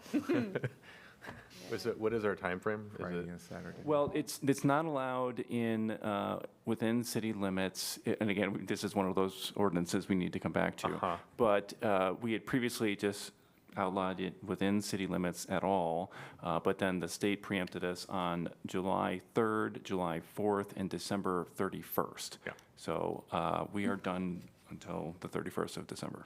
Okay, thanks. Great. All right, if no more reports by City Council, we'll go to item 14, City Staff, City Manager's Office. Nothing tonight, thank you. City Attorney? I do have something. I'm very happy to share with you the hiring and welcoming of a new attorney to our office. Her name is Alexandra Bright. She goes by Alex. She was born and raised here and went on her way to see other parts of the country, including undergrad at NYU, a master's at Oxford, and then graduated from the University of Chicago School of Law. She practiced there for 3 years in the city of Chicago, but really wanted to come home. I see this a lot. People go their way and so forth and see the world, but they like Iowa City and they want to come home. And we are so lucky to have her, and we would never have gotten her except for she really wanted to come back to Iowa City. So that's a real testament to the city and a real benefit to my office. Awesome. Great. Well, welcome. City Clerk Office. I have nothing after that. Okay. All right. We're at item number 15. Can I get a motion to adjourn, please? So moved. So moved. All right. I would just have someone say move by. Seconded. All right. So I heard Councilor Alter first, moved by Alter, seconded by Wyline. All in favor, say aye. Aye. We are adjourned. Have a wonderful Thank you. morning. Yeah. Thank you. Happy July 9th. Have a good night. Yes. Yeah, that's crazy.